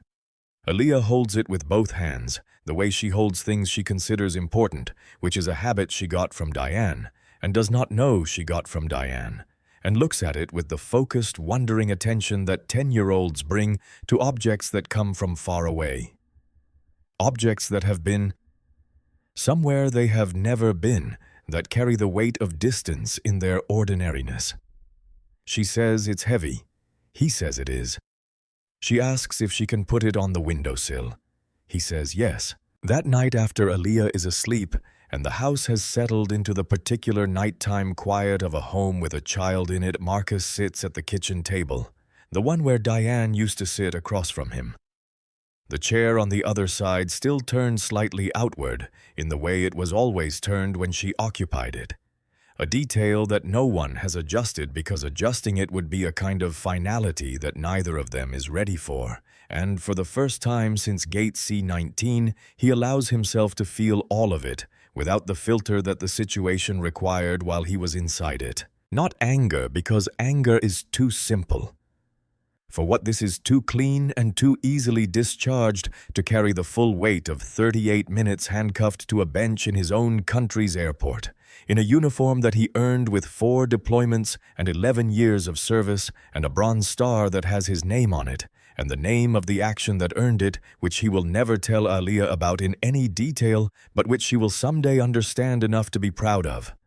Not rage, something slower and heavier and more exhausting than rage, the grief of a man who has given everything he has to something that is still in certain terminals at certain hours looking at him the way Dale Pruitt looked at him. The specific bone-deep exhaustion of carrying 2 truths in one body, the truth of the uniform and what it means, and the truth of the look on Dale Pruitt's face when he held up the card and made his decision. He sits with it for a long time. He does not fight it, and then slowly, in the way that decisions form in men who have learned to let them arrive at their own pace rather than forcing them into shape before they are ready. Something begins to take form in the back of his mind. Not the trial, not the legal proceedings, not the public dimension of any of this, but something personal and private and not yet ready to be named. He lets it be there. He will know what it is when it is ready to be known. He learns during the weeks of suspension that the thing that organized everything else about his life was the badge, not in a symbolic way, not as a metaphor, but concretely and practically, the way a keystone organizes the weight of an arch, so that when the keystone is removed, the arch does not stand differently, but simply does not stand. He is not in jail. He is not broke. He has a house and a marriage and a son and a truck and a body that gets up every morning and does what bodies do, and by the inventory of most measures, the life is intact. But the organizing principle of the life, the 19 years, the uniform, the commendations, the identity that formed and solidified over 2 decades until it became indistinguishable from the person wearing it, has been suspended along with the certification, and what remains. Without it is something that Dale is still in the process of identifying and is finding the process difficult.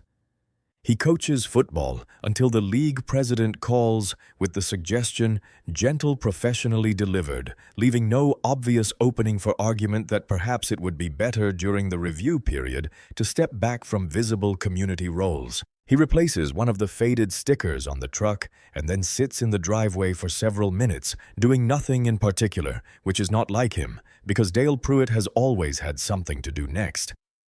His adult sons call. The conversations are shorter than they used to be and longer than they were in the first week after the verdict, which is a kind of progress.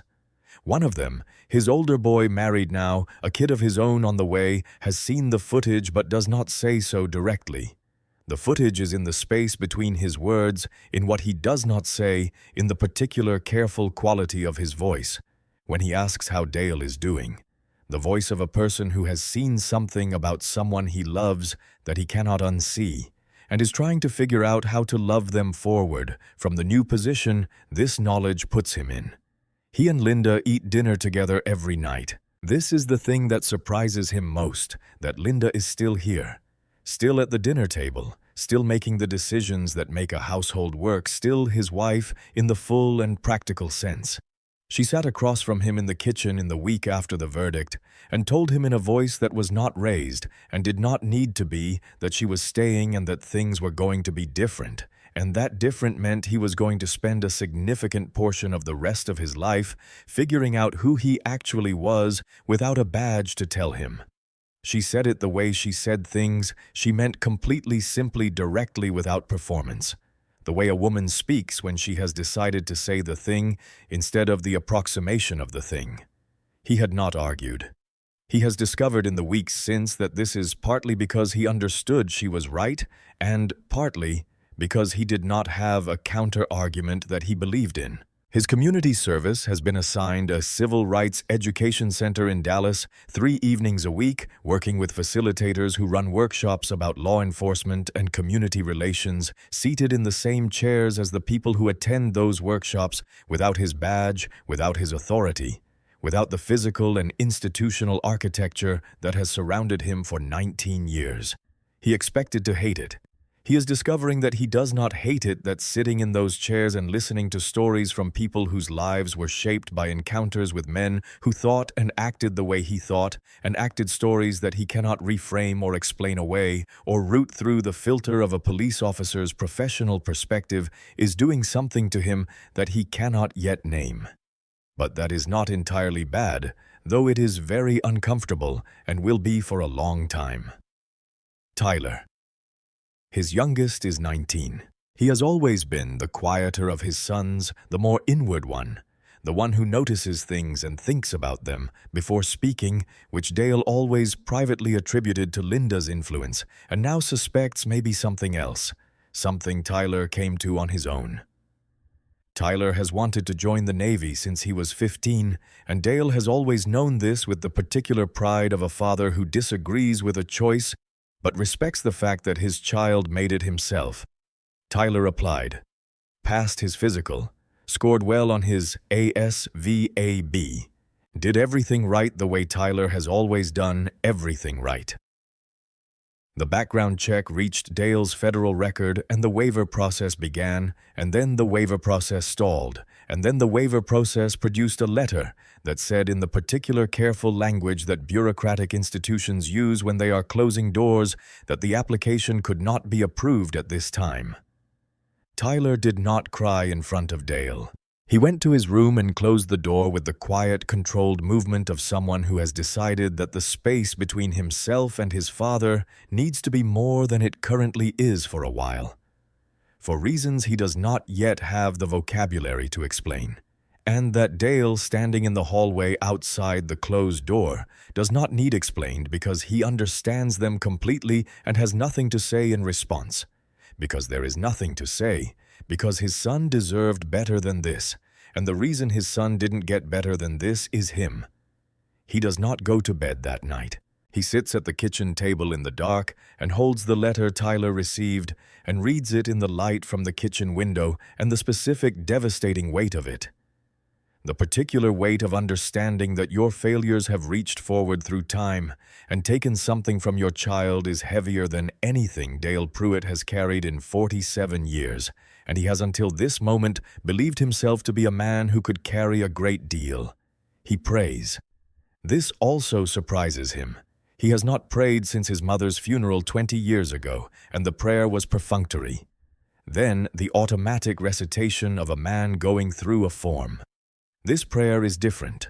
This prayer is simply please, and then his son's name, and then nothing because there is nothing else to add. The federal courtroom carries the particular gravity of a room where the government is not performing justice, but administering it, a distinction that makes itself felt in the absence of the theatrical elements that state courtrooms sometimes allow, the gallery drama and the attorney performance and the visible working out of competing narratives. This room is a machine, and it is running, and it has already made a preliminary assessment of the quality of the evidence, and it is now working through the formality of presenting that evidence in the correct order, so that the record will be complete and unchallengeable when the process is finished. The case is United States versus Pruitt, and it moves from incident to trial in 11 weeks, which Harold Cross told a colleague in private was the fastest he had seen a federal civil rights case move since he began practicing, and that the speed itself was a message about what the prosecution was working with. Dale sits at the defense table in a suit that fits him less well than his uniform. Always did. He has lost weight and the suit was fitted before the weight came off, and the result is something that reinforces the impression of a man who has been diminished by recent events, which he has. He is not the man from Gate C19. He is a smaller version of him, quieter and more carefully composed, and spending a significant amount of energy on the project of not showing what is happening inside him. Harold Cross's strategy developed over 6 weeks of reviewing the evidence with the growing unease of a man who can see very clearly what the evidence shows and has to find a way to present a different narrative anyway. Rests on 3 pillars. Reasonable suspicion, which is a legally defensible standard that does not require certainty. Good faith, which is a legal doctrine that protects officers from liability when they make mistakes in the genuine belief that they are acting correctly.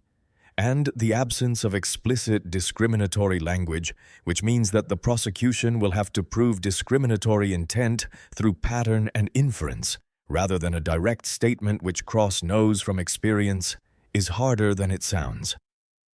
What Cross does not know yet on day 1 of the trial is that the footage will make all 3 pillars very difficult to stand in. On day 2, the prosecution plays the footage. They do not narrate it. They do not editorialize.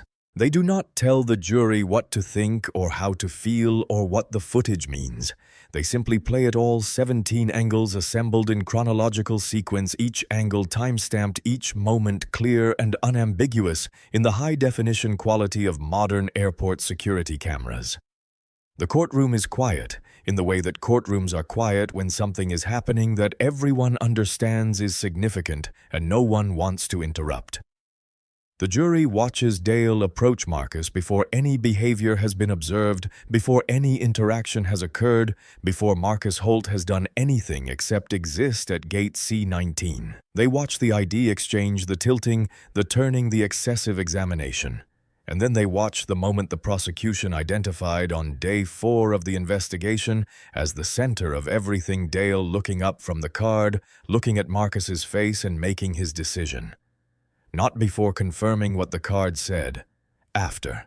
In the defense table, Dale watches the footage. He has watched it before, has watched it in Harold Cross's office multiple times with the specific and exhausting focus of a man trying to find in what the cameras show the version of events that matches what he remembers. He has not been able to find it. The version he remembers feels real, feels like the truth of his experience, of his professional judgment, of 19 years of instinct and knowledge operating in the way they always operate. But the cameras show something that does not match that version, and the cameras do not have an interior experience and are therefore not able to be argued with, and in the absence of anything to argue with, Dale watches the screen and feels the crack in his story widen. The jury watches this moment, the 11-second sequence of confirmation and decision, with the collective absolute stillness of people absorbing something they cannot process immediately and cannot ignore. Several of them look at Dale. Dale stares at the screen. Harold Cross writes something in his notepad and does not show it to Dale. Raymond Cole takes the witness stand on day 4 of the trial in his dress uniform, his medals in their precise rows, his posture carrying the same quality in the witness chair as it carries everywhere else he occupies space, completely without performance, completely without effect. And therefore the prosecution has calculated correctly, completely devastating to anything that tries to stand against it, because authenticity is the thing that cannot be manufactured and therefore cannot be countered. He answers every question with the measured exact precision of an operational debrief. Dates, times, regulatory citations, a chronological account of events so internally consistent and so completely free of the embellishment and emotional escalation that make testimony attackable, that the entire defense cross-examination runs out of productive ground in 11 minutes and 40 seconds, which Harold Cross will later describe to no one as the least enjoyable 12 minutes of his professional career. Cross attempts to suggest that Cole's testimony is organized around personal loyalty to Marcus rather than objective fact. Cole hears this suggestion with the expression of a man who finds it interesting rather than threatening, and explains with patient clarity that the difference between loyalty and accuracy is not the difference that Cross is implying. That in his experience, the most loyal thing a man can do for another man is tell the precise truth about what he witnessed, and that this is what he has done. Cross tries a different approach. The approach does not improve. Darius Webb takes the stand after Cole, and his testimony is spare and direct, every word carrying exactly the weight it needs to carry, and no more the testimony of a man who was trained to say what is necessary and stop. The jury watches him the way they watch Cole, with the attention of people who recognize a particular kind of credibility and are responding to it. Cross finds no inconsistency between Webb's account and Cole's. There is none to find. Jerome Calloway. Then Aaron Sellers, whose turn on the stand carries a different quality from the others, not louder, not more dramatic, but more specific in the way that medical testimony is specific, each photograph entered into evidence and described with the clinical precision of a man who notices the things other people register as background noise. The faint contusion patterns on Marcus's wrists, photographed from 3 angles time-stamped to within 4 minutes of the handcuffs removal. The pressure marks consistent with restraints applied with force beyond what the situation required. The minor abrasion on the inner edge of the right wrist. All of it documented with the methodical exactness of someone for whom documentation is a professional standard and not an afterthought. Calloway's testimony adds something else. His account of the moment he arrived at the gate and assessed the situation in approximately 3 seconds, and his observation of Dale's physical behavior during the intervention. The radio ignored the hand near the holster, the posture of a man who had organized his sense of authority around a specific understanding of who the people in a given room were, and what they were owed, an understanding that did not survive contact with the actual situation. Calloway delivers this without editorializing, without visible anger, in the deep, unhurried voice of a man who is simply telling what he saw, and that absence of editorializing is itself a kind of statement. Cross looks at his case file after Webb's testimony and finds it thinner than it was yesterday.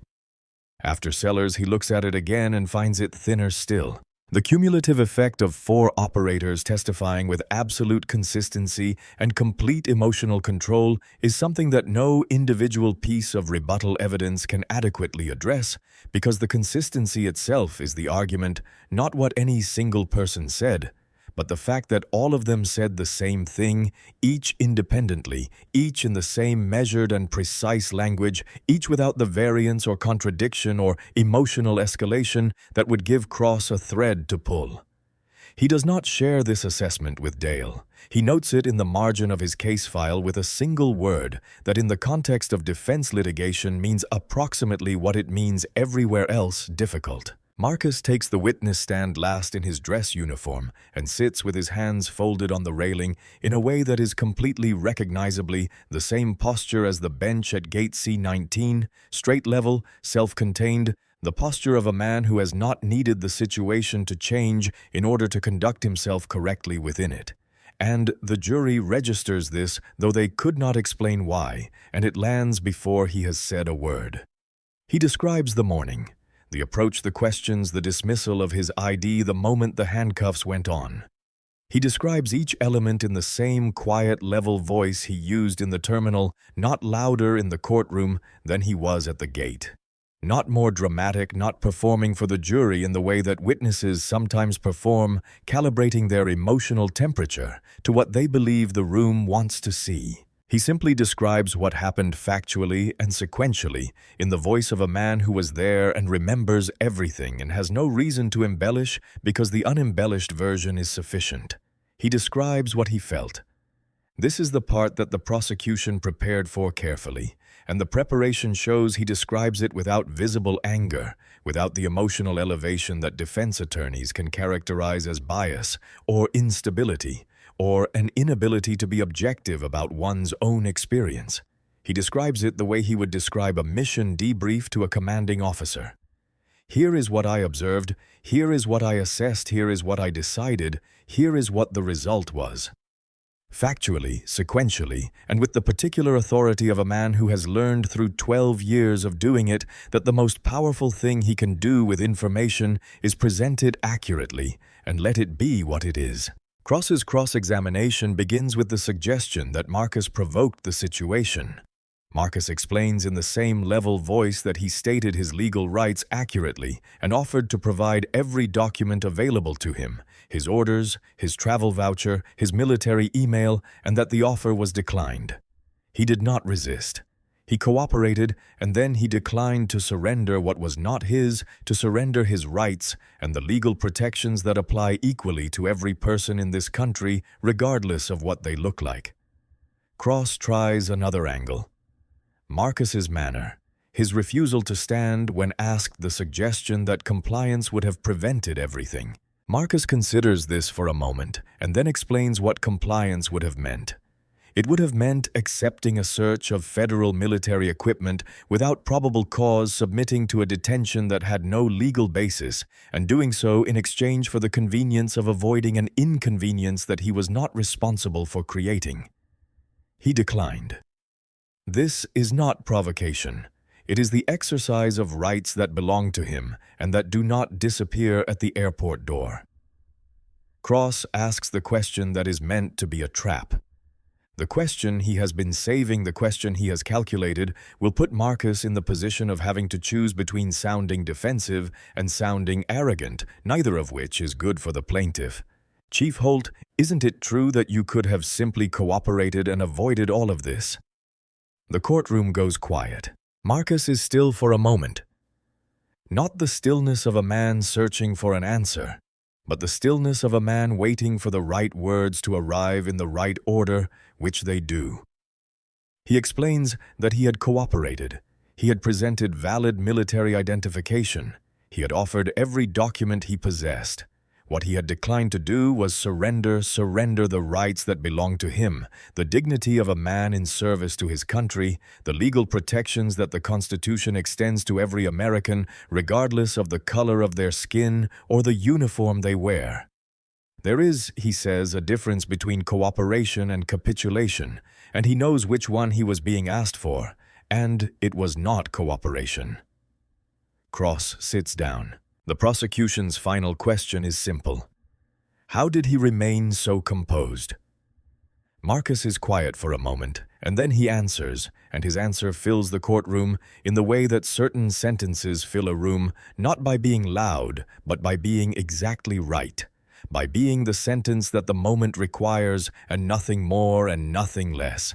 He explains that he knew in the moment that how he behaved was going to matter more than what was being done to him. That he has been in situations where losing composure costs lives, and while this was not one of those situations, the discipline that prevents that from happening does not have an off switch. And then he adds something that is not in any prepared statement, something that arrives fully formed, something that he has not planned to say and says because it is true, and because the truth of it belongs in the record. He says that he thought about his daughter. He says that he thought about what he would want her to see if she could see him in that moment. He says that he wanted her to see her father handle it right. Several jurors look at him directly, really look at him for the first time since he took the stand. The way people look at someone when they hear something they recognize as true in the specific cellular way that goes deeper than argument. At the defense table, Dale Pruitt looks at his hands. The jury deliberates for 2 hours and 46 minutes. The verdict is unanimous, guilty. Deprivation of rights under color of law. civil rights violation, conduct unbecoming. Clean and unambiguous, the decision of people who did not need extended deliberation, which is itself a statement not about the jury's haste, but about the clarity of what the evidence showed and the quality of the arguments made against it. Dale stands when the verdict is read. He stares straight ahead with the expression of a man receiving something that is not entirely a surprise, not the specific event, but the general shape of it. The reckoning that has been taking form in the distance for years, maybe decades, built of choices that each seemed small at the time and accumulated into something that had a weight, he is only now measuring fully. He does not look at the military side of the gallery. He stands and receives the verdict in the manner of a man who has finally, and without remaining resistance, run out of alternative explanations. The sentencing hearing carries a different atmosphere than the trial. Not the sharp-edged forward motion of evidence and testimony and cross-examination, but a slower, heavier quality. The particular gravity of a proceeding that is not deciding something, but delivering something. Administering something that has already been decided by the process of 12 years. 4 deployments, 38 minutes on a bench, 17 camera angles, and 2 hours and 46 minutes of jury deliberation. Judge Patricia Wren has been on the federal bench for 14 years. She was appointed by a president who chose her specifically for her record on civil rights enforcement, and her sentencing decisions in cases involving law enforcement misconduct are known in legal circles for being thoughtful, thorough, and immovable once arrived at. She sits behind the bench with the unhurried composure of a woman who has been in this room for hundreds of proceedings like this one and has found a way to treat each one as what it is significant and deserving of the full weight of the court's attention. Before the sentence is delivered, the prosecution reads aloud a statement submitted by the U.S. Navy Judge Advocate General's office describing the impact of the incident on Marcus's service record, not the record itself which speaks clearly, but the impact of being detained in a uniform, the message it sends to every black service member who puts on that uniform and wonders in airports and on highways and in public spaces whether the uniform is enough. The statement does not ask for a specific sentence. It simply describes what happened and what it meant, and it does this with the precision and authority of an institution that knows exactly how to make its meaning clear. Harold Cross offers his mitigation. 19 years of service to his community, no prior formal convictions, a family, community involvement before the coaching position was lost, and genuine remorse. Cross uses this phrase with the care of a man who knows it is the strongest card he has and is playing it correctly with enough context to give it weight. He says the word mistake. He says it twice with the emphasis of a man asking the court to weigh an act of human fallibility against 19 years of human service. Judge Wren allows him to finish. She is a patient woman, and she gives the mitigation the attention it deserves. And then she speaks, and she does it without raising her voice once in the composed, deliberate manner of a woman who does not need volume to make herself felt. She addresses Dale directly, not the attorneys, not the gallery, not the record. Dale himself, the man sitting at the defense table in the suit that doesn't fit the way it used to. She tells him that he was entrusted with authority, and that authority over the freedom and movement and dignity of American citizens is not a benefit of the job, but a responsibility of it, the most serious kind of responsibility that can be given to one person over another. She tells him that he used that responsibility to detain a decorated combat veteran in a uniform he earned on the basis of an assessment he made after looking at a valid military ID, and confirming that it was what it said it was. She tells him that the footage does not show a man making a reasonable mistake under pressure. It shows a man making a decision. The word mistake, she tells him, implies that the outcome was unintended. The question the footage asks, the question that the jury answered, is whether the intention and the decision were separable. The jury found that they were not. She does not suggest that Dale is beyond redemption as a human being.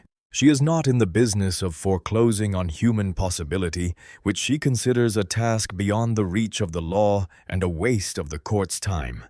She is, however, in the business of ensuring that the authority she is about to remove from him is never again available to him, which is her responsibility, and which she will discharge completely. The sentence: 36 months of federal probation, permanent revocation of his law enforcement certification in the state of Texas with reciprocal effect in every other state, which means he will never carry a badge in the United States of America. 400 hours of community service in civil rights education settings, and a federal civil judgment payable to Marcus Holt that will appear in every professional background check for the remainder of Dale Pruitt's working life, a permanent feature of his record that no amount of time or good behavior will remove. Dale stands and receives the sentence with the stillness of a man who has nothing left to argue with, and is not going to perform having something because the performance is what got him here. And he has, at least in this room at this moment, arrived at the end of it. Outside the courthouse, in the pale winter light of a January afternoon, Raymond Cole stands with Marcus for a moment before the cars come. They have done this before, stood outside courtrooms in winter light in the aftermath of things, and Cole has learned that what the moment usually requires is not eloquence but presence, which he has always been better at anyway. "You good?" he asks. Marcus looks at the street, the ordinary midday federal courthouse street with its traffic and its pedestrians, and its complete indifference to what has just happened inside the building behind them. "Yeah," he says. "I'm good. A beat. I have to pick up Aaliyah." Cole nods. That is the right thing to be doing. Marcus is quiet for a moment more.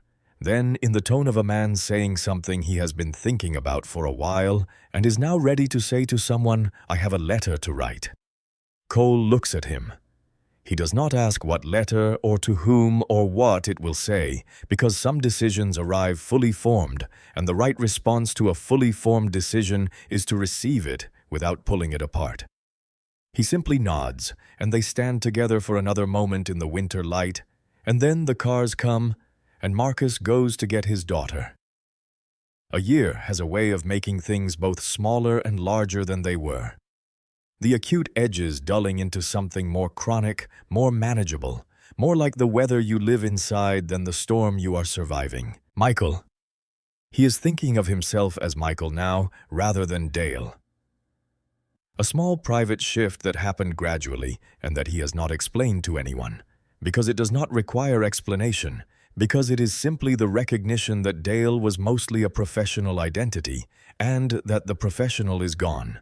And what remains is the man underneath who has to figure out at 48 years old what he actually is when he isn't performing what he was. He works the early shift at a warehouse distribution center outside Fort Worth, scanning packages, moving pallets, working alongside men half his age who know his name from the badge on his lanyard and nothing else about him, and do not particularly want to know more. Which is a situation he has learned to receive without complaint, because the anonymity that once felt like diminishment has slowly revealed itself as a form of honesty. The honesty of a situation that asks nothing from you except your body and your time and your willingness to show up.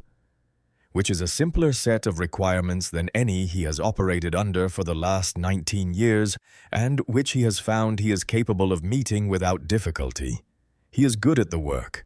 This still surprises him. He expected to hate it. His marriage has survived, and this continues to be the thing that surprises him most consistently, more than the verdict, more than the sentencing, more than the way the other officers from his terminal looked at him in the weeks after the footage went public. Linda is here. She is still his wife in the full and practical and daily sense. She makes dinner on the nights he doesn't. She manages the household the way she has always managed it, with the competent, unshowy efficiency of a woman who has never needed to be told what needs doing. She comes to bed on the same schedule. She told him in that kitchen conversation the week after the verdict that she was staying because she was still trying to figure out who he was, and that figuring it out required him to be present for the figuring, and that the figuring was going to take time. She was right about all three things. The figuring is ongoing. He has learned to participate in it without fighting it, which is itself a significant development. The Civil Rights Education Center is 3 evenings a week, and he has been doing it long enough now that the profound discomfort of the early sessions has been replaced by something that he doesn't have a clean name for.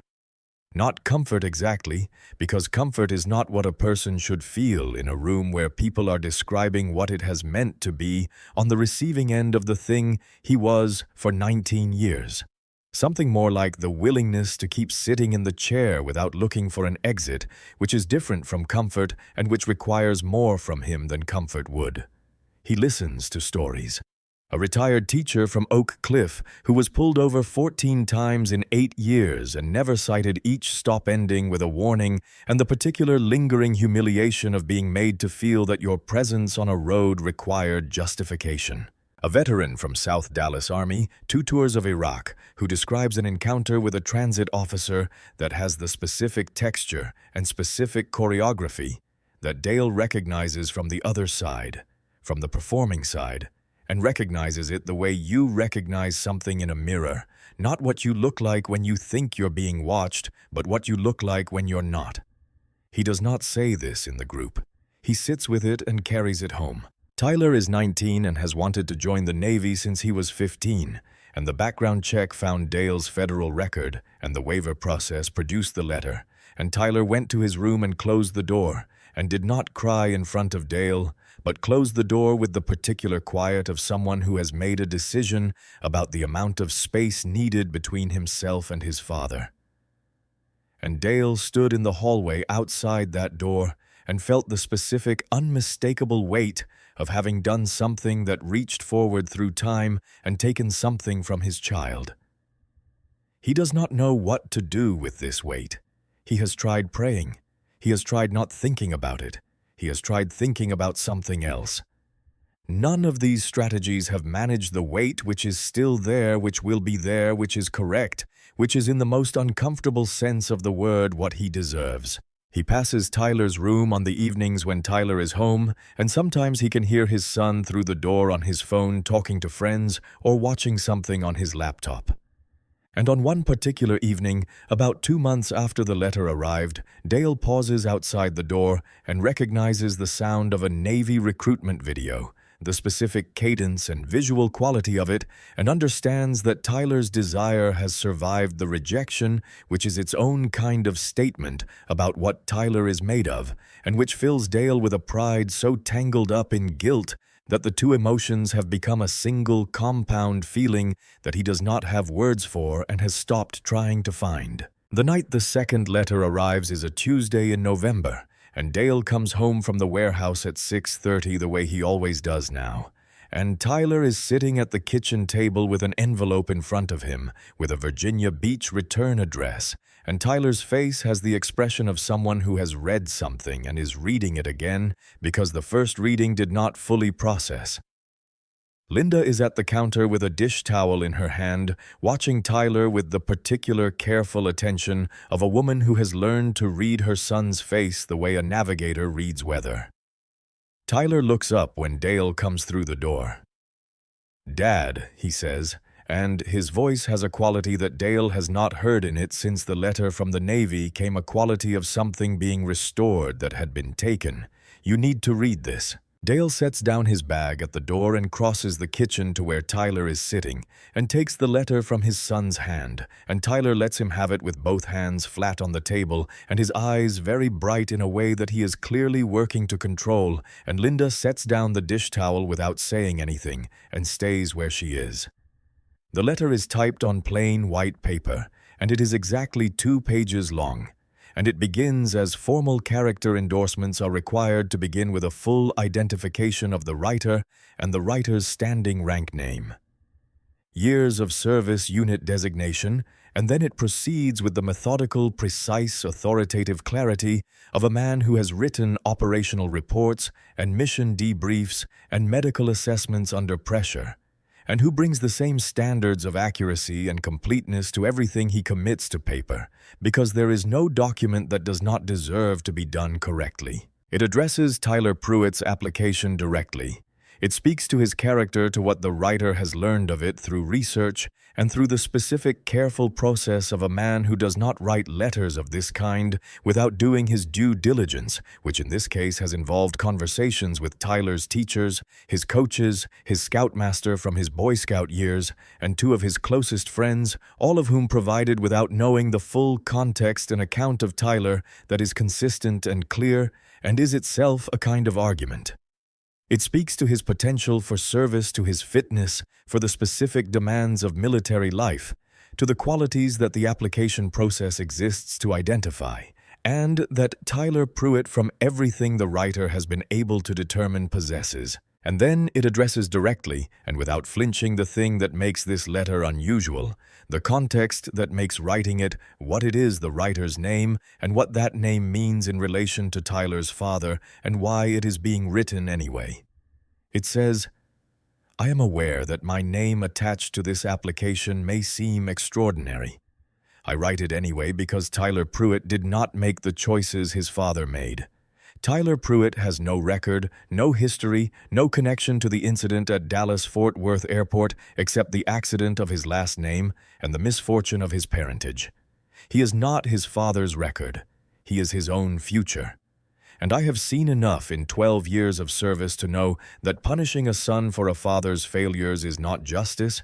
It is the transmission of injustice, and it does not serve the Navy, and it does not serve this country, and I am not willing to be the man who allows it to happen when I have the standing to say something about it."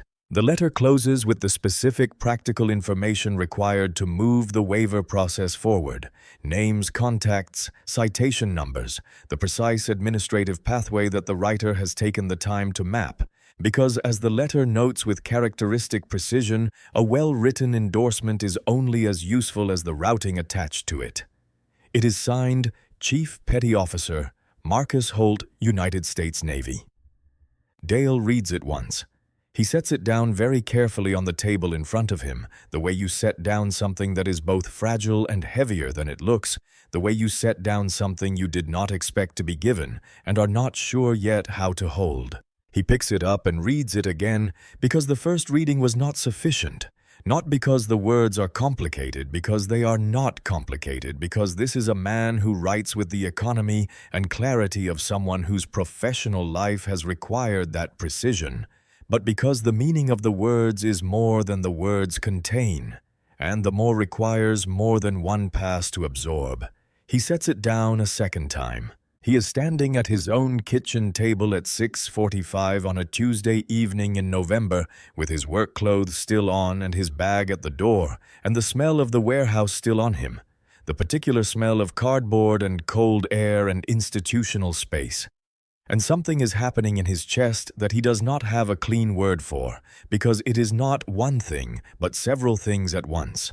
Several things that do not normally coexist, but are coexisting now in the specific way that happens when a person encounters something they did not believe was possible and finds that it is.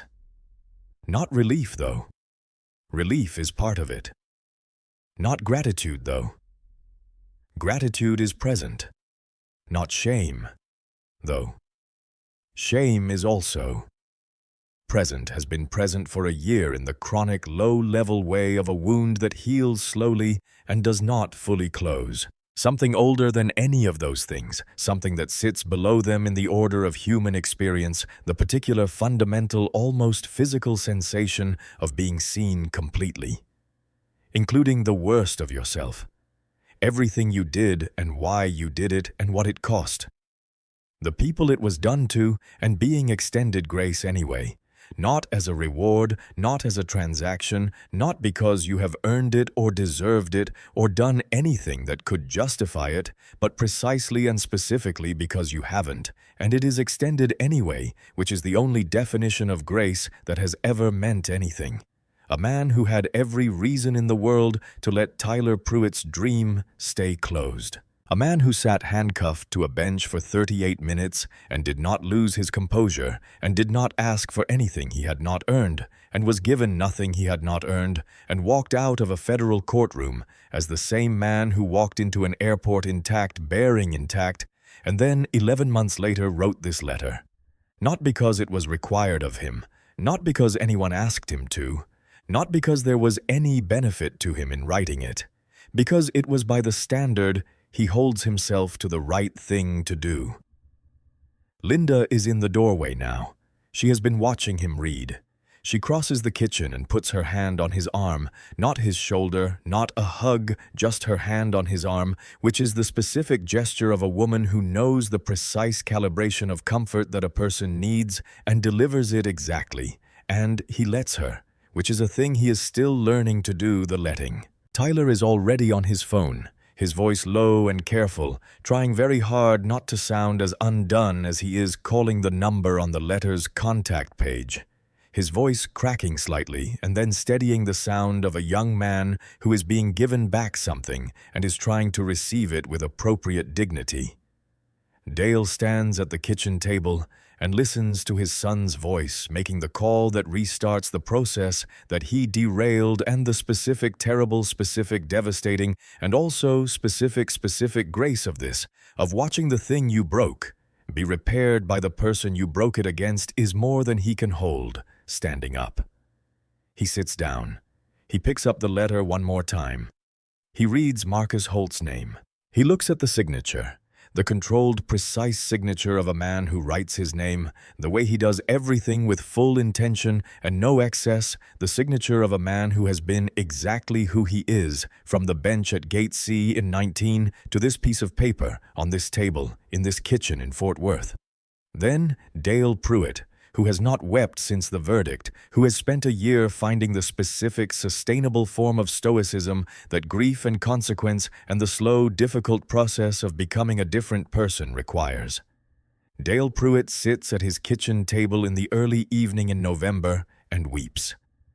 Not for himself, not for what he lost or what he suffered or the difficulty of the year just behind him, for the standard he failed to meet, for the years of choices that built toward a morning in an airport when a man in a military uniform sat handcuffed to a bench and held his bearing perfectly and asked nothing of the world except to be treated according to the rights and the dignity that the world owed him and was not given them. For the fact that the same man 11 months later chose to extend to Dale's son the grace that Dale had refused his father without announcement, without audience, without anything required in return. In his home that same November Tuesday morning, 3 days before the letter arrives at the Pruitt house, because Marcus mailed it on a Saturday and the postal system works at its own pace. Marcus is sitting at his kitchen table across from the empty chair. Aaliyah is at school.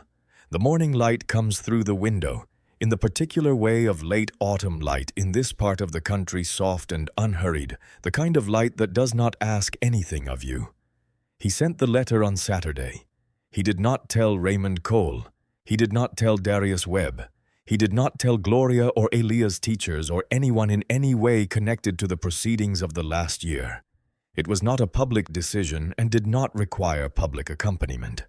It was a decision he arrived at alone at this table in the quiet of a late night several weeks ago, in the way that the decisions that matter most tend to arrive without announcement, fully formed, already certain of themselves. He gets up and pours a cup of coffee and carries it to the kitchen window and stands there in the morning light for a while, not thinking about anything specific, just being in the kitchen in the morning, in the ordinary and unremarkable, and therefore completely precious fact of being home. He thinks about Diane. He thinks she would understand. He thinks she would say the same thing she always said when he asked her, in the early years when he was still figuring out the geometry of the world and how he fit into it, why she gave people more than they had earned, more than they had demonstrated. They deserved more than the math of their actions seemed to justify. She would look at him with the patience of a woman who has considered this question for a long time and arrived at an answer. She is willing to stand behind, and she would say, "Because that's who we are, Marcus. That's who we're going to keep being. He is going to keep being that person. He is going to keep being that father, the one Aaliyah saw in that terminal, not the one in the handcuffs, but the one who held his bearing, who conducted himself correctly, who came home with his dignity intact. He is going to keep being that man in every room he enters for the rest of his life. And Aaliyah is going to grow up knowing what that looks like from the inside, which is the inheritance that matters most, the one that cannot be taken away. He hears the school bus at the end of the block, the particular hydraulic exhale of its doors, and the sound of small feet on the sidewalk. And he sets his coffee cup on the counter and straightens up and goes to the front of the house to be ready when she comes through the door. On the kitchen windowsill, the small gray-brown rock from the deployment sits where Aaliyah placed it on the day he came home. It has traveled a very long way to get to this windowsill in this house in this city, and it is not going anywhere, and it is exactly where it belongs. If this story stayed with you, if you saw something in it that you recognize from your own life, your own family, your own understanding of what it means to serve and to be seen and to choose grace. When the world expects something harder, share it. Not for the numbers, not for the algorithm, but because somewhere there is a person who needs to be reminded that the strongest men in the room are not the loudest ones. They are the ones who could have burned it all down and chose instead to build something. Subscribe to our channel because stories like this one belong to all of us. And if you have ever served or been profiled or watched someone choose dignity when the world handed them every reason not to tell us in the comments, this story is yours.